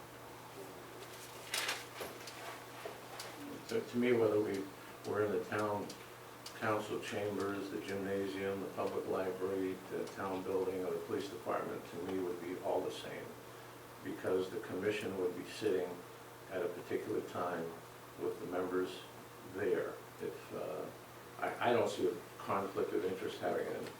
I mean, is that town council chambers only used for town council? No. It's open for, if people need the room, other people need. So I wouldn't be averse to having it over there. I mean, I'd love to see more people come to the police commission meetings. That would be fine if we need more room. But I would have to disagree with you, Commissioner Roy, about the moving it would cause a problem. I don't think so. I really don't. I guess with regard to that issue, I guess I would like to have it researched because I don't know the appropriateness if it is or if it isn't, and I'm not so sure, rather than say it's one way or the other. I understand where you're coming from, but I also understand the value of having that connectedness, because a lot of times I see us having questions or requests that we have of the representative, and we want to be sure that that person is included in the discussion. And I think I can recall situations last year that perhaps sitting in the audience, there probably wasn't that compulsion to meet every commissioner's meeting because they were just considered part of the public. But I would like to research it to find out whether or not legally they should or they shouldn't be. I would feel more comfortable. As far as changing the venue, I guess I would look to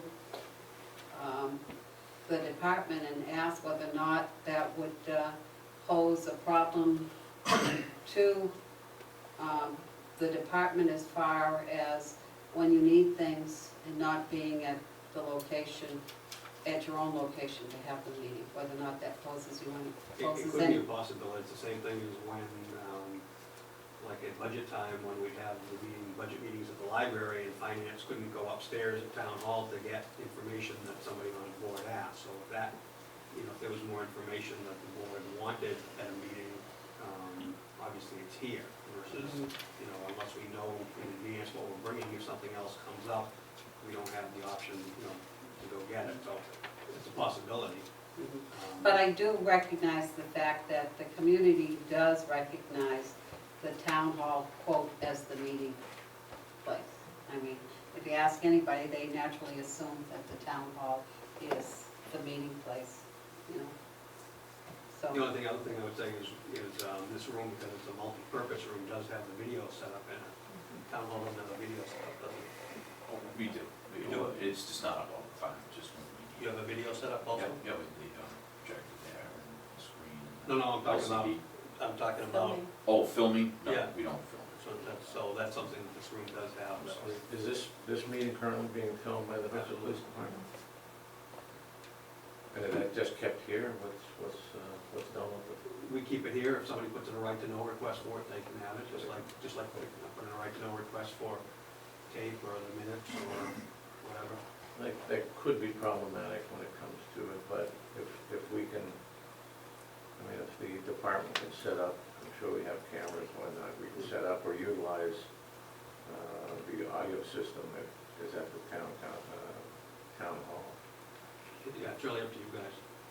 why don't we start off by asking LGC the question?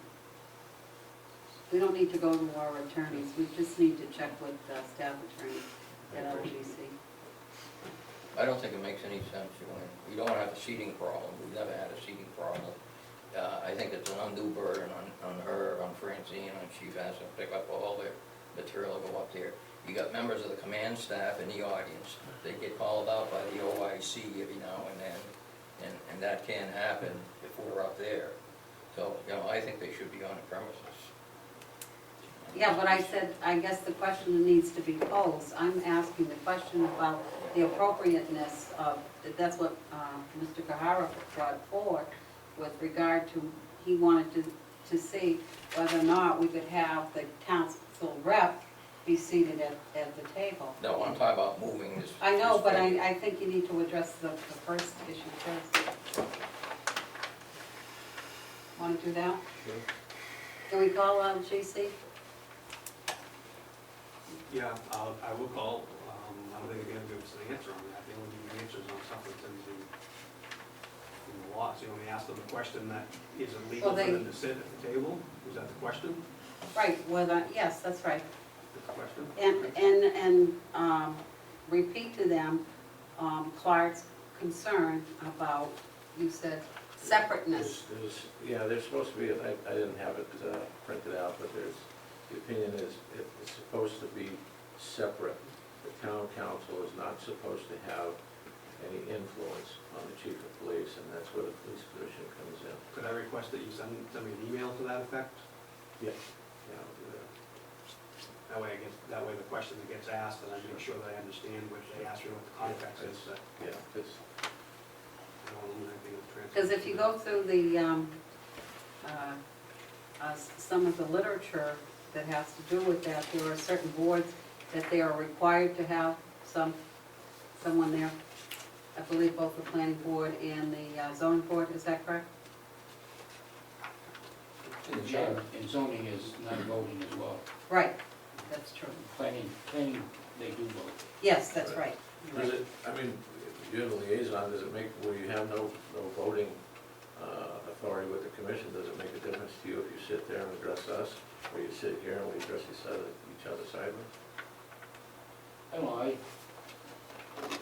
where every other board that I'm familiar with has the liaison sitting at the table, then, okay, a word perception from the audience anyway says, well, there's the go-between. Whether or not that same perception exists by the liaison sitting back in the audience, and I don't know. If it does come down to what you're saying as far as perception of keeping Separateness, council away from the commission. that's a I have different no story. problem with that. Right. Right. I haven't had a problem with that for a long time. So why don't we start with the first, with the question first, If you and could send you'll, that email with. Yeah, I'll send you an email, and I'll try to, I should have brought it, but I remember seeing it, looking it up. And I'll send that off as a copy, and I'm sure they'll render it, okay. or maybe not. I think, is that it, that's new business? Yeah. Other business.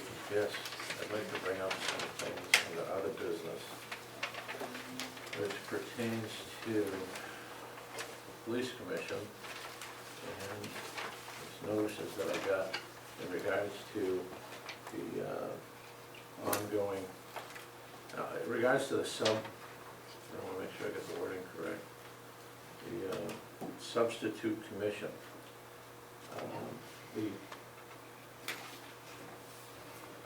I think that the commission erred big time when they thought that they could appoint, it's my understanding that the commission appointed a subcommission, A substitute. a substitute commission. With all due respect, I think that the commission erred tremendously in doing that. One, they don't have the authority to do that. If you research the RSA on police commissions, specifically the Hooksett Police Commission, which is a 3-member commission, there's a process to be had to become appointed, aside from the background checks and that sort of thing. The state law is very clear when it comes to the police commission, the town of Hooksett Police Commission shall be of 3 members. The state law is also clear that the authority of the police commission and what their duties are. And nowhere in the state law does it indicate that the police commission has the authority to appoint a substitute commission to sit and hear. In this particular case, it's a disciplinary hearing. It would be as if we have no authority now to pull 3 members out of the gallery here and say, next meeting, we want you to sit up here and hear the next meeting. I think state law is very clear about who has the authority to appoint commissions, who has, what the commission's authority is, and who, what their duties are. And there's no doubt in my mind that there is no authority to appoint a substitute commission, regardless of the reasons that they had to make that decision and go forward with that decision. I think they erred tremendously. The collective bargaining agreement is very specific when it comes to procedures, grievance procedures. It's also very specific on a particular step as to who hears that. And I think that in the future, if the substitute commission were to hear a case or get any, well, first if they were to hear a case, I think that there would be some serious, would be facing another unfair labor practice. It would go back up to the PELRB on the grounds that the commission, police commission of Hooksett, did not hear that particular case for that grievance. And I think it would get kicked back to us to follow the procedures that are in the collective bargaining agreement. Excuse me, I don't think there's any sense in belaboring this. This was done upon the advice of Attorney Higgins. We should have a meeting with Attorney Higgins probably before next Wednesday, if that would satisfy you. It doesn't. It doesn't satisfy me. If you're telling me that Attorney Higgins gave the authority to the police commission to, if you tell me that Attorney Higgins gave the authority to the police commission to put in place a substitute commission to hear this case? I don't think he gave the authority. I think, and at least in my case, and I only speak for myself, what do you do in the case of someone that needs to disqualify themselves? They shouldn't need to disqualify themselves when it Well, I comes. felt that I would need to. Well, you shouldn't have to because there's a collective bargaining agreement. And whether that was followed or not, I don't know at this point. But I'm going to soon learn before the end of Yeah, this meeting. I think right now, though, we're going someplace that, I don't know, you know, the appropriateness. I think it's very clear. It's very clear in the state statute, it's very clear in chapter 412 that what the duties are of the police commission, and nowhere here in chapter 412 does it say that we can appoint another commission to sit on a commission duty. I understand what you're saying, but I think if an individual feels that they need to disqualify themselves, what does that mean for the hearing? That leaves you with with an even number, which you need to have an odd number, and what then does one do? Well, if one has to follow the collective bargaining agreement. That's true. And if a grievance step was not followed in the collective bargaining agreement, and it got sent up to Concord and gets sent back to us to have to hear it, that's the way it has to be. I don't think the commissioner should excuse themselves from hearing a case because a grievance procedure wasn't followed the way it was supposed to have been followed. Absolutely not. We don't Well, have I the think authority. that's a question then I have to find the answer to that one. I don't see anywhere where we have the authority. It's no different than next month, us pulling 3 people out of the audience and say, come up here and sit on this commission and do that. We can't. The only one that has the authority to appoint a police commissioner is the town council. Well, we're not gonna resolve Well, it but 6 tonight. o'clock. So we need to- So we need to sit with Jim, because he's the one that specifically said we had the authority. So you'll have to hear it from the horse's mouth, I mean, Well, because we can belabor this all night. I don't think so. I mean, you're telling me that that's not what Jim Higgins said. I'm not saying that, I'm saying for myself, okay? I think each person has to decide whether or not it's appropriate for them. And in my case, I felt that I should not be sitting based on the circumstances. But you're duty bound. I would I'm think. duty bound, but, you know, short of revealing information that I shouldn't reveal here, but I thought that I had no business. And I'll say this about this. When I was on the school board, there was based on the collective bargaining agreement that there were certain levels that needed, that a grievance needed to go through before there was a hearing. And If those grievance steps aren't followed, and then unfair labor practice is filed, and then it gets kicked back to the commission to go through that grievance step, and I believe we have to go through that grievance step.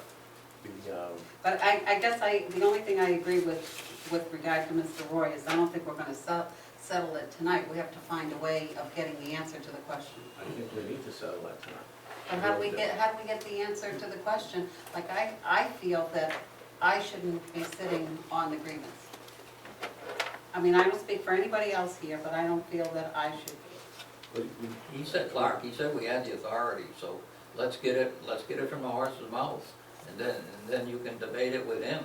Because, I don't need to debate it with Attorney Higgins, because when I'm looking at the duties that I'm bound to do, I took an oath. I was sworn into this position. I see nowhere in the state law that says that we can appoint, that the commission can appoint a substitute commission for a particular thing. Now, I'm not a labor attorney, but I can read English, and I think some people erred, and if the attorney gave you that advice, then I would think that it's possible that the attorney may have erred. But without knowing the particulars, I wasn't at that meeting, I'm going by looking at the notices that are sent out. I'm going to make a motion at this point that we abolish this substitute commission and that we cancel that appointment that's made for next week for that public hearing and reschedule it to be heard in front of this board and reschedule it and put notices up in accordance with the law of when it has to be put out there, because I don't believe, and I'm telling you right now, there's going to be another unfair labor practice. It costs us more money, because if I was the grievant, I would say I'm entitled under the collective bargaining agreement to go through a particular step, which I think is step 3, which goes to the police commission, and it never got heard by the police commission. It got heard by a substitute commission that was appointed by a commission that had no authority to appoint another commission. And we're going to end up spending more money. And this is what we're supposed to be doing, is sitting here hearing it. That's my opinion. So I'm going to make a motion. I can appreciate, can you hang on one second? I can appreciate certainly what you're saying, that you see nowhere in that chapter that, you know, gives the commission the authority. But I guess in my case, I felt as though I needed to step down, given the circumstances. And I guess we're not getting anywhere with regard to the discussion here, or we can't come to a final answer as to what is right and what isn't right.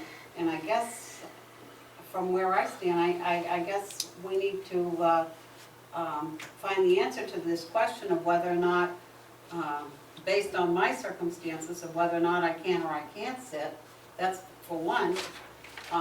He has a different issue, that he feels that he was told that, that as a commission, we were told that we could appoint a substitute commission, and he feels that's, that's the route that not only should be taken, but that's the route that we've taken. And then you feel, so nobody is, Well, at a minimum, then this, I guess I'm looking for a way of resolving this issue, getting an answer. okay, then I would think at a minimum that we would have to postpone the upcoming hearings until we, and reschedule them, in case we get the opinion that, you know what, Commissioner Carolian is correct in his assumptions and his opinions, and that it needs to be heard in front of this commission. And that I should hear it? And that you should hear it. I don't know what your objections are, and we can talk about that in non-public. Yep. But I think at a minimum that it needs to get postponed, because if it comes back that we are to hear it, and there would be an unfair labor practice, and we don't have the prior commission didn't have the authority to appoint commissioners to hear a particular case, then what do we do at that date? So we need to move that out, suspend it at this point. So you're agreeable to finding the answer to the question? At this point, I would be agreeable. I would make a motion that the hearing that's scheduled for 28th, 29th, is that what's publicly been put out there? It's the 28th and the 29th. That get postponed until we get a ruling from, I guess, the councils, our council, as to what the concerns are and what's legal and what's illegal, because I think at this point it would be illegal to do that.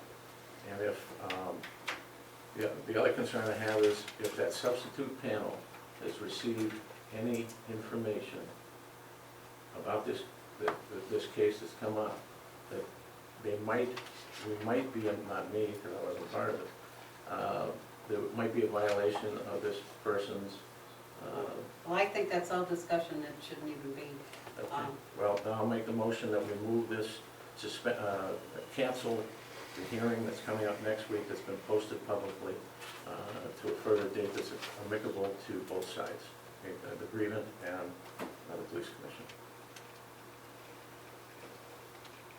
We have 5 working days between now and next Wednesday, so I'm sure we can get an answer from him. From him or from Attorney Higgins. The problem with that would be if Attorney Higgins turns around and says, yes, you need to hear the case, then perhaps I have a scheduling conflict at such short notice of being 5 days. So that's why we need it to be rescheduled. We're not losing anything, we're gaining by this coming up, and you want to have Attorney Higgins look at it and get his opinion, that's fine, but I'm going on the record that I do not want to be part of that deciding factor of a substitute commission. Well, you weren't, it was done Okay, last. but I took this position July 1, I was sworn in. There's certain ways of going about business, and I think that this business is going about incorrectly. So I make a motion. I think this question has come up before, and it has been answered sufficiently. By, By statutory authority. I'm sure he's got this question before, I know he has. So we have 5 days. do you have a comfort level in asking the question again to the attorney, or would you prefer to ask the town's attorney if he's willing to give an answer? Who's the town's attorney? Page and Holt? Yeah, I would, but I'd still make the motion, again, because of the safety buffer. If that town's attorney says that Commissioner Carolian's assumptions are correct, that we need to move this, and having 5 days is not enough. So let's move it out until it's both sides are agreeable on a date. That would be my motion. And are you agreeable that if the attorney comes back that it was right, that you will accept that? If the attorney comes back and says that the substitute commission is Right, okay, yep. as long as my name isn't on any legal paperwork, I don't want any part of that. I don't want to be liable in any way for that, because I strongly believe that if that attorney wants to show me in writing where they have the authority to do that, that's fine. I can't see where the town council didn't swear these people in and take an oath, right? Nobody was nominated. They didn't go in front of the town clerk and get sworn in and take an oath as required by law. You're gonna see agreements coming down the road, I can guarantee it. Well, that's probably why, then he has malpractice insurance, but I don't see why we should incur, why we should incur additional expense with Hayes and Oates. To be honest with you, I don't care if another attorney has malpractice insurance or not. I'm concerned about the taxpayers who comes it. I'm concerned about Thank you. what we This is not, my motion. it's not a popularity.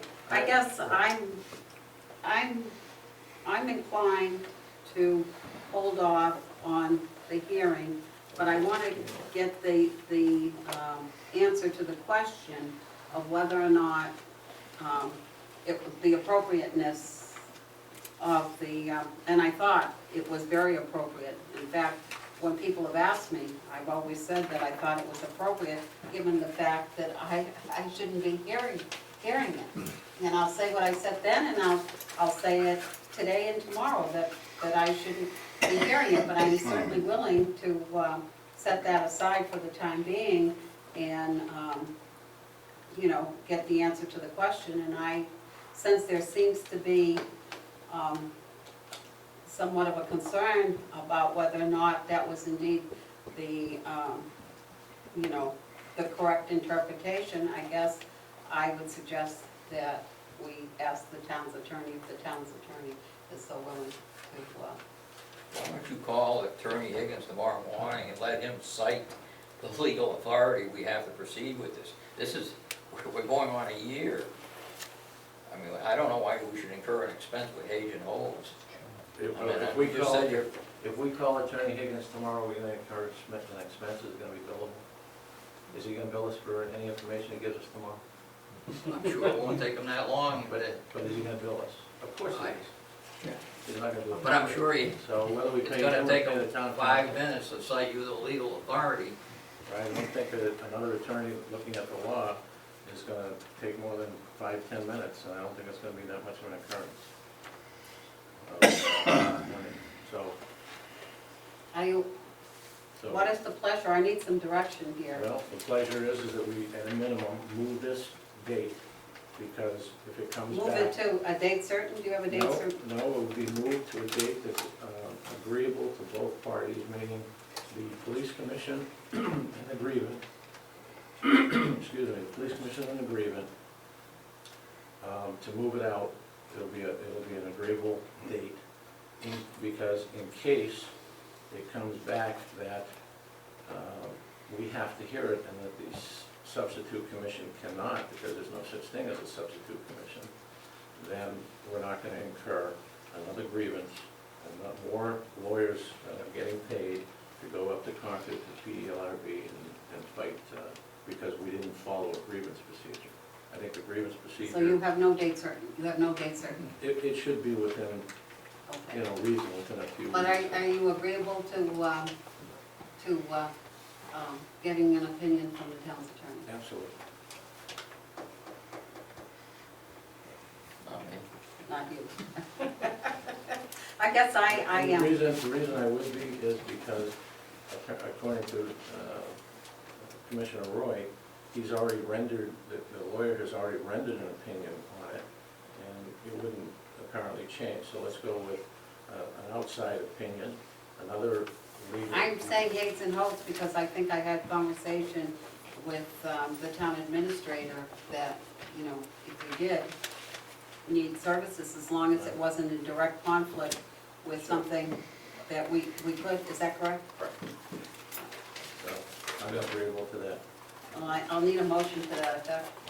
I'll make that motion that we go seek An an opinion. opinion from Yates and Holtz. Hayes and Hogue in regards to the legality of the appointment of the substitute commission by the sitting commission to hear the grievance, and that we postpone the scheduled hearing for next week to another date that's going to be amicable as soon as we get an answer back from the town council, town attorney. Town attorney. I'll second that. Any discussion? Any other discussion? All those in favor signify by saying aye. Aye. No. I'm going to also have to get an opinion whether or not, with regard to myself, it's up what to. Well, Okay, we can discuss that in non-public here. right, okay. Any other business? Real quick, so are both parties going to be, well, obviously this, we've been notified. Are you going to notify, I'll take care of that. you'll notify, I'll notify the attorneys so that they know, so that we know that that's canceled, Greg's going to put up cancellation, and Do you want me to call the town attorney, the town administrator? right, that would be something you would do. Okay, I'll just notify people that are already planning on that date, that the date is canceled for right now. temporarily, right, cancel that next week? Next week, absolutely.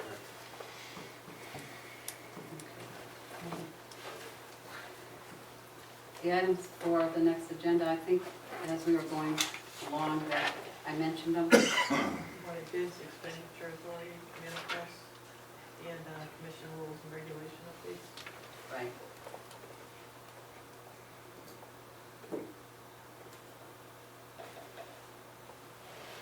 Oh, and we'll have to get that answer from LGC about the question of the separation. But you're going to email him. Yep. Okay. We're back to public input. Is there anyone here wishing to speak? Please identify yourself. David Pearl, 79 Main Street. I'd like to thank you for a very productive meeting. I'd just like to point out a few things. One, as a member of the Budget Committee, I called LGC, and once you identify yourself as a board member in Hooksett, you can talk to them directly. So you don't have to take someone else's interpretation when it comes to that issue. As far as a taxpayer paying these legal costs, I would hope that once we get one of these paid opinions, that it would be produced in this meeting in writing. We're paying for this, and I would would hope that you would have had that document for Mr. Higgins tonight to look over and read, instead of having to go back to another attorney. I agree with the commissioner. I see no way that you can appoint a substitute commission. There's a number of reasons why that cannot happen. So, but I think that any of this advice that is paid for should be in writing and should be available to all the commissioners to review and give their opinions on. As far as moving this venue to the town council chambers, I'm very much in favor of that. The comment made that, you know, the chief can't go get some material that he needs. He never has. I mean, tonight he was asked how many patrol officers he has, and he did not produce that information. He has his command staff here, they didn't produce that information. So I don't see why that's really an issue. My other point would be, particularly after watching Mr. Lazat's presentation in today's world, I don't think we should have a computer here. I mean, most of these questions are a click away, and we have a citizen that knows how many people were working on July 4th and how much experience they had, and the chief's not answering, you know, how many patrol officers we have on the street of Hudson. So I think we have an information problem here. I would like to pose a question to the chief that I posed to him 6 months ago, which at that time was said to be taken under consideration. Let me warn you, if he does not respond, I want you to understand that there is nothing that says he has to respond. That's fine. Okay. Can I chime in on this? You have to understand that whatever you say, it can't be, Slanderous. You have to be it careful can't what be you say. something that should be included in a non-public session. Oh, it's not. Okay. Thank you. It's not. No, 6 months ago, I asked the chief if he had a plan to move the department ahead. I think we're all in agreement with high turnover rate, with all the problems that we have, that we need to improve. I asked him then if he had a plan. The commissioner said that would probably be something he had to take under consideration. And I asked him again, do you have a plan to move us ahead? Yes, the command staff has a plan, Why can't we share that with the public? because the public doesn't help run the department. The command staff does with input from the department, from the citizens, but bottom line is that's what you're paying the command staff for. They have specific knowledge and training to run the department. No, we're not asking for input into it. We're asking for you to share with us what that plan is. That's not a question. It's an We're not argument back and debating, forth. excuse me, okay, please. Somebody has to What? say it. Excuse me, my apologies. Excuse me, Mr. Sorrell, you have not been appointed to be the spokesperson for I the offer public there. my apologies to the chair. Okay, please, thank you. I would ask the- We said that we were not going to have an ongoing, and Mr. Sorrell is right, we're not going to have an ongoing debate about this. You did ask him the question, he did answer the question. Now, I think it remains to be seen for him to present it to us, okay? I would conclude my remarks by asking the commission if they would direct the chief to give a presentation and inform the public what that plan is, because the public is obviously concerned. Every meeting, we're bringing up concerns. I'll leave you with that, thank you. Thank you, I appreciate it. Anyone else wishing to speak? Greg Matakis, 1465, Suburban 276. I wasn't going to talk, but there's two things that I wanted to bring up. The subcommission that we were just talking about, I don't think it's appropriate, in my opinion, that he would be contacting or having any contact with the subcommission, because if they do have to sit, they shouldn't be having contact with him, it should be the chair. As far as the people that are leaving, I think it would probably be a good idea to start instituting an exit interview policy. You've got one sergeant that's leaving, that's got, I want to say, 8 years on, and another officer that's been here just over a year. I think that speaks words right there for itself. That's it. Thank you. Anyone else wishing to speak? I do have some comments to make based on what you're saying tonight. This is just a question, Joanne. I'm wondering if it would be better served in non-public because I do have some strong statements and accusations. If you have complaints and accusations specifically that would be tantamount to wrongdoing, then you should follow, wrongdoing by anybody in the department, you should follow the complaint procedure at this point, depending on who it is in the Yeah. department, Right. whether it goes to the commission or not. If it's, It goes to the commission. okay, so I would, you need to be careful. Right. I'm not trying to stifle you. Oh, I I'm just understand. telling you that you need to be careful that there's no liable suits coming down the road Mhm. because of what you might say in public. You want, is that the complaint? No, I had statement, and I had pictures to back up what I was saying, so, If you want to submit that as a complaint, I would think, if you want to submit that to the commission, then it should be done in a non-public, and that we can take the complaint. If you, Oh, wait. I can wait till the end of the non-public if you want, and I can submit it to you then, however you want to do it. Do you want to take it at the beginning um, of the non-public? Mr. I'll Roy? be honest with you, at this point, I don't know, because we haven't instituted. Right, I know, and Any- it's, I know, but just as a can we, courtesy, I don't want can we to... postpone it till next month? Sure. Okay. Because we haven't instituted, accepted any rules that we're gonna go by, and we expect to get that done ASAP. Okay, that's fine. And I think that would be fair to all people involved. All right, thank you. Anyone else here? Yes, ma'am. Yes. And then I'll take you home, thank you. Thank you. Pick up with the follow-up things that I usually do on the second input, thank you. I thought I heard tonight that there was a complement of 24 officers now in the budget. I thought we budgeted, in the budget process for 25. I thought that was so, and I'll compensate you for the time that Sure. I'm speaking. I thought so too, when the budget was put together, but I found out afterwards that that was taking out the dollars for the equity pay and that's how they arrived at it.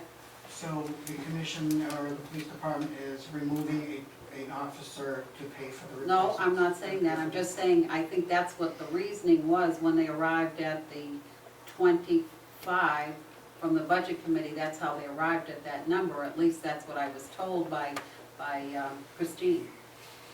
So during the budget process, and you can call me a budget member at this point or not, I'm just asking the question.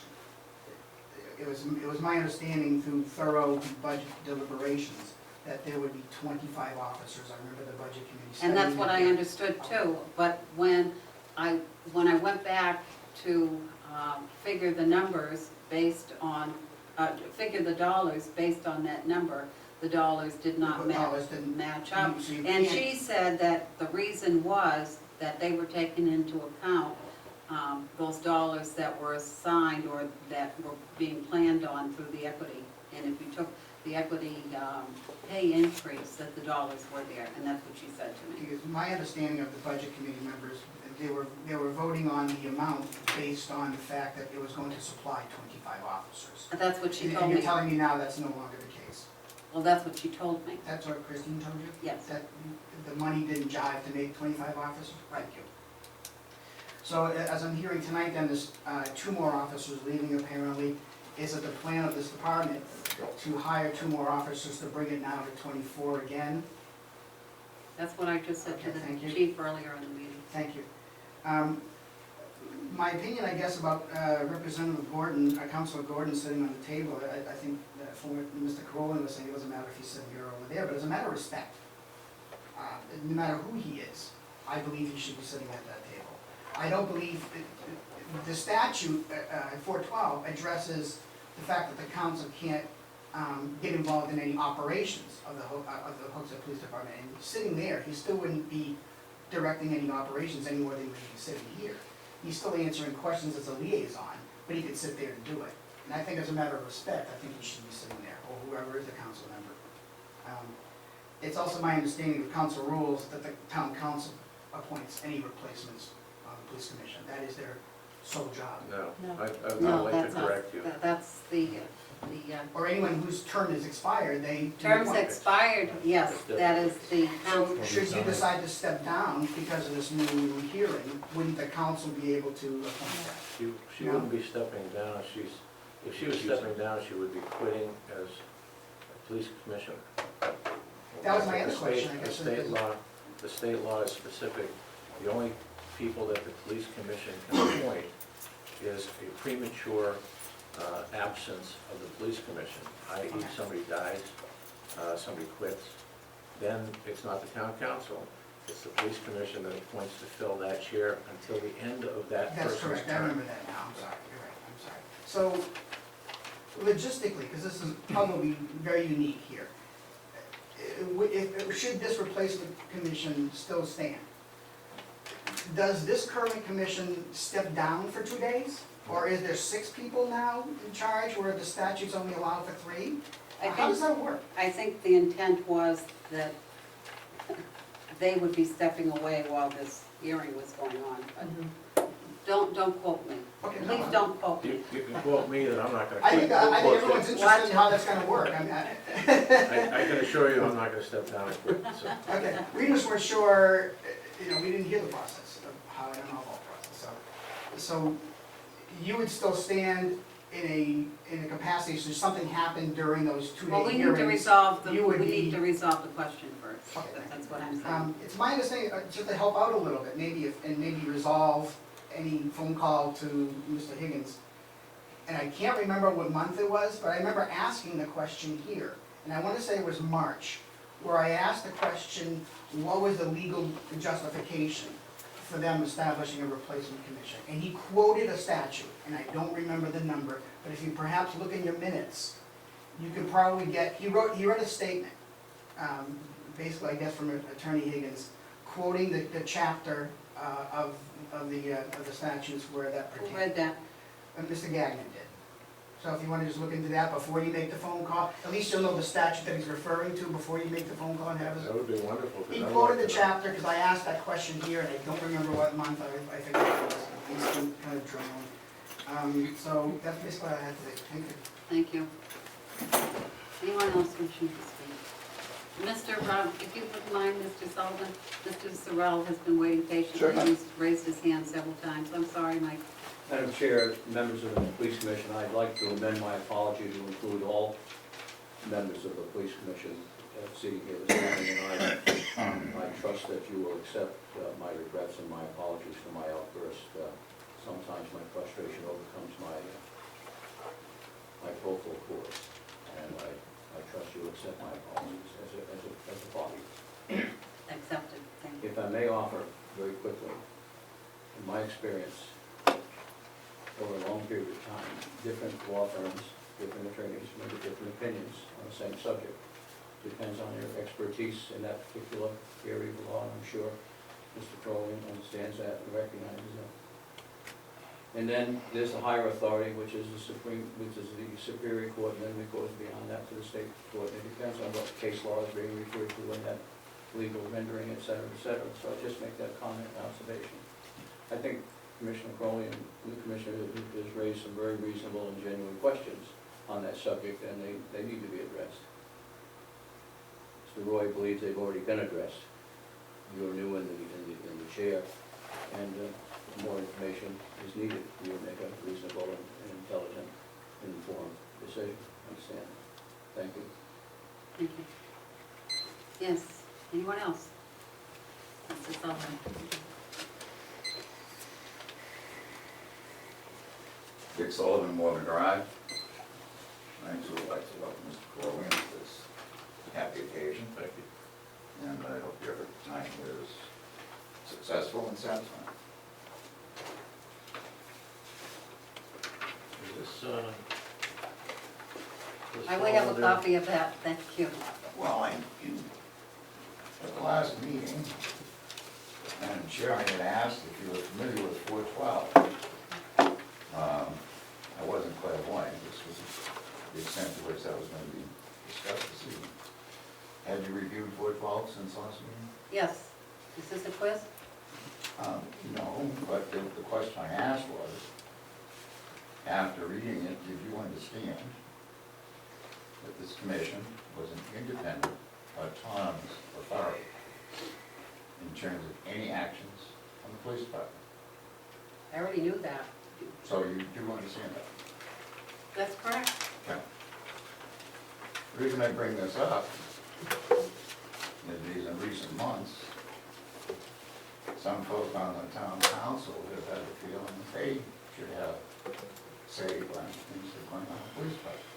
If the commission sets a salary, they want you to go before them and get their approval. And that is not in concert with 412.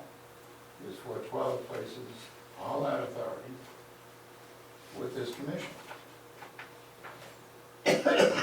Excuse me. Now I'll just quote for the record. The duties of the commission shall promulgate and enforce all rules for the government of the police force. Appoint a chief, constable, superior, and other police officers, they deem necessary within the limits of funds appropriated. Fix the compensation of all members of the police department within the limits of funds appropriate. And then there's a procedure for removal. But in terms of the operation, there is no other body in this town that has any authority over you folks or the police department, other than this group. The budget committee is only empowered to act on the budget. They're not empowered to come here and to try to micromanage. That's totally without the law. And I'm happy to hear that you essentially understand that now. And in addition to the state law, town council, with an E, has offered some opinions in this regard in terms of the police commission and the town council with an I.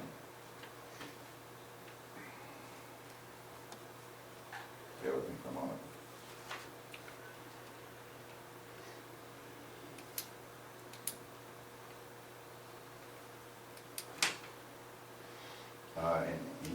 In this correspondence, he reiterates the specific vesting of the police commission that I've just read, same language. And he notes that the statute governing the authority of town managers provides that the adoption of the town manager form governs shall not negatively impede the authority. And at this time of this letter, we had had a new charter. And that charter indicated that the police commission shall continue to perform their duties as prescribed by law. And the police commission is vested with the authority to manage the affairs of the police department and may exercise that authority in a manner it sees fit, without interference by town council, but within the limit of funds appropriated by the town meeting.